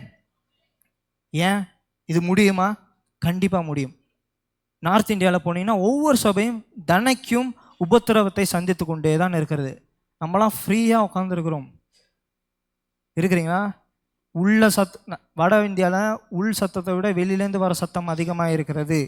ஜனங்களை ஆராதிக்க விடாமல் பண்ணுறாங்க. இருக்கிறீங்களா? அவங்களோட உத்தரவாதம் இல்லை. அவங்களுடைய வாழ்க்கைக்கு, ஊழியக்காரர்களுடைய வாழ்க்கைக்கு அநேக சமயத்தில் உத்தரவாதம் கிடையாது. அவர்களுடைய மானத்துக்கு அநேக சமயத்தில் உத்தரவாதம் கிடையாது. அவர்களுடைய ப்ராப்பர்ட்டிக்கு அநேக சமயத்தில், சபை கட்டிடத்துக்கு உத்தரவாதம் கிடையாது. இன்னமும் அநேகர் கொட்டாயில் தானே இருக்கிறாங்க. அப்போ அவர்களுக்காக ஜெபிக்கணும். ஒவ்வொருத்தரும் விசுவாசத்தில் வளர வேண்டும். ஒவ்வொருத்தருடைய வாழ்க்கையிலும் அந்த உயிர்த்தெழுதலின் வல்லமை வேலை செய்ய வேண்டும். இப்படி தான் ஜெபிக்க வேண்டும். பாருங்கள், அநேகர் எனக்கு இங்கே தெரியும், திடீர்னு நல்ல ஊழியத்துக்கு வருவாங்க, திடீர்னு வராமல் உட்காந்துருப்பாங்க. ஏன்? சோர்வு. அவர்கள் அவருடைய வல்லமையினால் பலப்பட வேண்டும். அதனால தான் பவுல் எழுதுகிறார், அதனால தான் பவுல் ஜெபிக்கிறார். பவுல் ஜெபிக்கிறார்னா சும்மா அனுபவிக்காததை ஜெபிக்கல, அனுபவித்ததான் அவர் ஜெபிக்கிறார். எனவே இந்த காரியத்தை ஒவ்வொரு நாளுமே செய்வோம். வசனம் அழகாக சொல்லுது, அவர்கள் சந்தோஷத்தினாலே நிரம்புவார்களாம், நீடிய சாந்தம் அவர்களுக்கு உண்டாகுமா. நீடிய சாந்தம் வேறு. சில சமயத்தில் நீடிய சாந்தம் நான் விட்டு கொடுக்குறேன்னா சந்தோஷம் இருக்காது. சில சமயத்தில் சந்தோஷம் வேணும்னா நம்ம விட்டு கொடுக்காம அபகரிச்சுக்கிற நிலைமை வரும். ஆனால் இங்கே ரெண்டுமே வருது. நீடிய சாந்தமும் உங்களுக்கு உண்டாகும், அதே சமயத்தில் பொறுத்திருப்பீர்கள். அந்த பொறுத்து இருக்கிறது எப்படி பொறுத்து இருப்பீங்களா? சந்தோஷத்தோடு என்ன பண்ணிடுவீங்களா? பொறுத்து இருப்பீங்களா? ஆமென். எனவே பவுலோட ஜெபம் இதோட முடியுது. ஒவ்வொரு நாளும் நீங்கள் இதை தியானிக்க வேண்டும். முதலாவது கொலோசையரை நீங்கள் முதல் படிக்கணும். 4 மாதம் ஆச்சு, எத்தனை பேர் படிச்சிருக்கீங்க தெரியல, 4 அதிகாரம் தான் இருக்கிறது. கொலோசையரை படிங்க. அடுத்தது இந்த 3 வாரமும் நான் ஜெபத்தை பார்த்தோம். அதே போல் நாமளும் ஒவ்வொருத்தருக்காக ஜெபிங்க. இருக்கிறீங்களா? முதல்ல இங்கே உள்ளவங்களுக்காக ஜெபிங்க, உங்கள் பக்கத்தில் உட்காந்துருக்கவங்களுக்காக ஜெபிங்க, உங்கள் முன்னாடி உட்காந்துருக்கவங்களுக்காக ஜெபிங்க. அவங்க பேர் என்னன்னு கேளுங்க, பேரை மென்ஷன் பண்ணி ஜெபிங்க. இருக்கிறீங்களா? சபைக்கு நான் சொன்னேன், ஒவ்வொரு ஊழியத்திற்காகவும் ஒவ்வொரு ஆத்மாக்களுக்காகவும் நாம் ஜெபிக்க வேண்டும். நாம் எல்லாரும் எழுந்துட்டு இருப்போம். கர்த்தர் இந்த வார்த்தையை கொண்டு நம்ம ஆசீர்வதிப்பாராக. கண்களை மூடுவோம். கண்கள் மூலம் கொஞ்ச நேரம் கையில் உயர்த்தி நம்ம கர்த்தருக்காக நன்றி செலுத்தலாம், இந்த வார்த்தைக்காக நன்றி செலுத்தலாம். இந்த வார்த்தை நமக்காக எழுதப்பட்டிருக்கிறது. 2 தீமோத்தேயு 3:16 சொல்லப்பட்டிருக்க போல பக்தி விருத்தம் அடையவும், நம்மளை உற்சாகப்படுத்தவும், நம்மளை கண்டிக்கவும், நம்மளை நல்வழிப்படுத்தவும் இந்த வார்த்தை எழுதப்பட்டிருக்கிறது. எனவே இந்த நேரத்தில் ஒப்பு கொடுக்க பாருங்கள். ஒருவேளை ஆண்டவரே இதுவரையிலும் நான் ஜெபிக்காமல் இருந்திருக்கலாம். நான் பிறருக்காக ஜெபிக்கிறது முன்னாடி நான் முதலாவது என்னுடைய ஜெபத்தை நான் ஆயத்த பண்ண போகிறேன். நான் ஜெபத்தில் வளர போகிறேன்.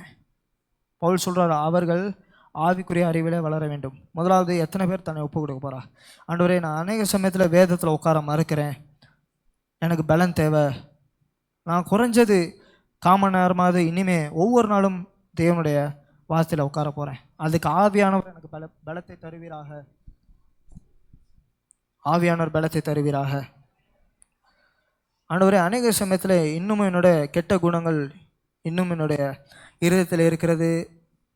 அநேக சமயத்தில் அதை என்னால் நிறுத்த முடியல. ஆவியானவர் பலத்தை எனக்கு தருவீராக. எத்தனை பேர் சொல்ல முடியும்? அழுக்கான சிந்தைகளை உடையவனாக இருக்கிறேன், அசுத்த உதடுகள் உள்ளவனாக இருக்கிறேன், எண்ணங்களை உடையவனாக இருக்கிறேன். ஆவியானவரோட பலம் எனக்கு தேவை. இருதயத்தில் நீங்காத துயரம் இருக்கிறது, சந்தோஷத்தோட கூடிய நீடிய பொறுமை எனக்கு தேவை. மகிமையின் வல்லமை வெளிப்படட்டும். அநேக பிரச்சனைகள் இருக்கிறது. மகிமை, உலகம் காணக்கூடிய மகிமையை ஆவியானவர் எனக்கு தருவீராக. நான் எப்படி ஜெபிக்க போகிறேன்? அவர்கள் ஆவிக்குரிய அறிவிலே வளரட்டும், தேவனுக்கு பாத்திரராய் நடக்கட்டும், சகல எல்லா வல்லமையினாலும் நிரம்பிய பரிசுத்த ஆவியானவரால் பலப்படட்டும். எனவே முதலாவது நம்மை ஒப்பு கொடுப்போம். அறிவில வளர உதவி செய்வீராக, நடக்க உதவி செய்வீராக, பாத்திரவானை நடக்க உதவி செய்வீராக. தொடர்ந்தும் கர்த்தாவே மற்றவர்களுக்காகவும் ஜெபிக்க நீர் உதவி செய்வீராக. எங்களை நேசிக்கிற நல்ல பிதாவே, கர்த்தராகிய இயேசுவின் நாமத்தில் முடித்தல் வருகிறோம். இந்த நல்ல அருமையான ஆராதனை நிறைவிற்காக நாங்கள் நன்றி செலுத்துகிறோம். உம்முடைய மகிமையின் வல்லமையினால் கர்த்தர் எங்களை நிறைய பண்ண போகிறபடினாலே ஸ்தோத்திரம் ஆண்டவரே. உம்முடைய வல்லமையினால் இந்த ஊழியங்கள் வளர்ச்சி அடைய, ஆவிக்குரிய வாழ்க்கையில் நாங்கள் பெருக ஆண்டவரே, நீர் எங்களுக்குள் வைத்திருக்கிற இந்த மகத்துவமான மகிமையான வல்லமை ஆண்டவரே சுவிசேஷத்திற்கு ஆதாரமாய் விளங்க போகிறபடினாலே ஸ்தோத்திரம் கர்த்தாவே. நாங்கள் அனலும் இல்லாமல் குளிரும் இல்லாமல் வெதுவெதுப்பாய் இருக்காதபடி தேவன் தம்முடைய வல்லமையினால் பரிசுத்தாவியின் பலத்தினால் எங்களை நிரப்புவீராக. ஆண்டவரே, சோர்வான விசுவாசிகளாக, சோர்வுற்ற சபையாக, சோர்வுற்ற ஆவிக்குரிய வாழ்க்கையிலே ஆண்டவரே நாங்கள் வளராதபடி பலத்தால் எங்களை இடைக்கட்டும்படியாய் நாங்கள் வேண்டிக் கொள்ளுகிறோம். வந்த ஒவ்வொருவரையும் கனப்படுத்தி ஆசீர்வதிப்பீராக. இயேசுவின் நாமத்தில் நல்ல பிதாவே, ஆமென். நம் ஆண்டவராயிருக்கிற இயேசு கிறிஸ்துவினுடைய கிருபை, பிதாவாகிய தேவனுடைய அன்பு, பரிசுத்தாவியருடைய ஐக்கியம், சமாதானம், ஆசீர்வாதம் உங்கள் அனைவரோடும் இன்றும் என்றும் கிறிஸ்துவின் வருகை பெரிதும் தங்கி இருப்பதாக. ஆமென். எல்லாரும் சேர்ந்து சொல்லுவோம். என் ஆத்துமாவே கர்த்தரை ஸ்தோத்திரி, என் முழு உள்ளமே பரிசுத்த நாமத்தை ஸ்தோத்திரி. என் ஆத்துமாவே கர்த்தரை ஸ்தோத்திரி, அவர் செய்த சகல உபகாரங்களை மறவாதே. ஆமென். ஒரு விஷயத்தை செய்ய போறீங்க. புதுசாக ஒருத்தரை பார்த்து இன்னைக்கு இந்த ஜெபத்தை போய் இந்த வாரம் முழுசும் அவங்களுக்காக ஜெபம் பண்ண போகிறீங்க. ஃப்ரெண்டுக்கிட்ட பேச வேணாம். யாரையாவது அவர் ஜோஷுவா சொன்னது போல் பக்கத்தில் உள்ளவங்க பேரை கேட்டு அவங்களுக்காக அந்த 3 காரியம், அவங்க தேவனுடைய அறிவில் வளரணும், கர்த்தருக்கு பிரியமான நடத்தையில் வளரணும், பிறகு மகிமையான வல்லமையில் பலப்படணும். ஒருத்தருக்கு ஒருத்தர் ஜெபம் பண்ண போகிறீங்க. நீங்கள் மட்டும் பேரை கேட்கக்கூடாது. கேட்டவங்கள்ட்ட உங்கள் பேர் என்ன சிஸ்டர், உங்கள் பேர் என்ன பிரதர்னு கேட்கணும். ஆண்கள் எல்லாரும் ஒருத்தர்கிட்ட பேரை கேட்டு இந்த வாரம் முழுசும் இந்த 3 குறிப்புக்காக ஜெபம் பண்ண போகிறீங்க. கர்த்தர் நம்மளை பலத்தால் நிரப்ப வல்லவராக இருக்கிறார். ஆமென். ஃப்ரெண்டுக்கிட்ட தயவு செய்து உங்கள் பேர் தெரிஞ்சால் இன்னும் 2 பேர்த்து சேர்த்து ஜெபம் பண்ணுங்க. தெரியாதவங்களை கேட்டுக்கங்க. 2 பேரா நீங்கள் அவங்க பேரை கேட்டுட்டு தயவு செய்து இதை செயல்படுத்துங்க. கர்த்தர் உங்களை வல்லமையினால் நிரப்புவார். யார் தனியாக இருக்க வேணாம். அவங்க பேரை கேட்டுக்கங்க. பேரை மறந்துடாதீங்க. போங்க போய் கேட்டுட்டு அவங்க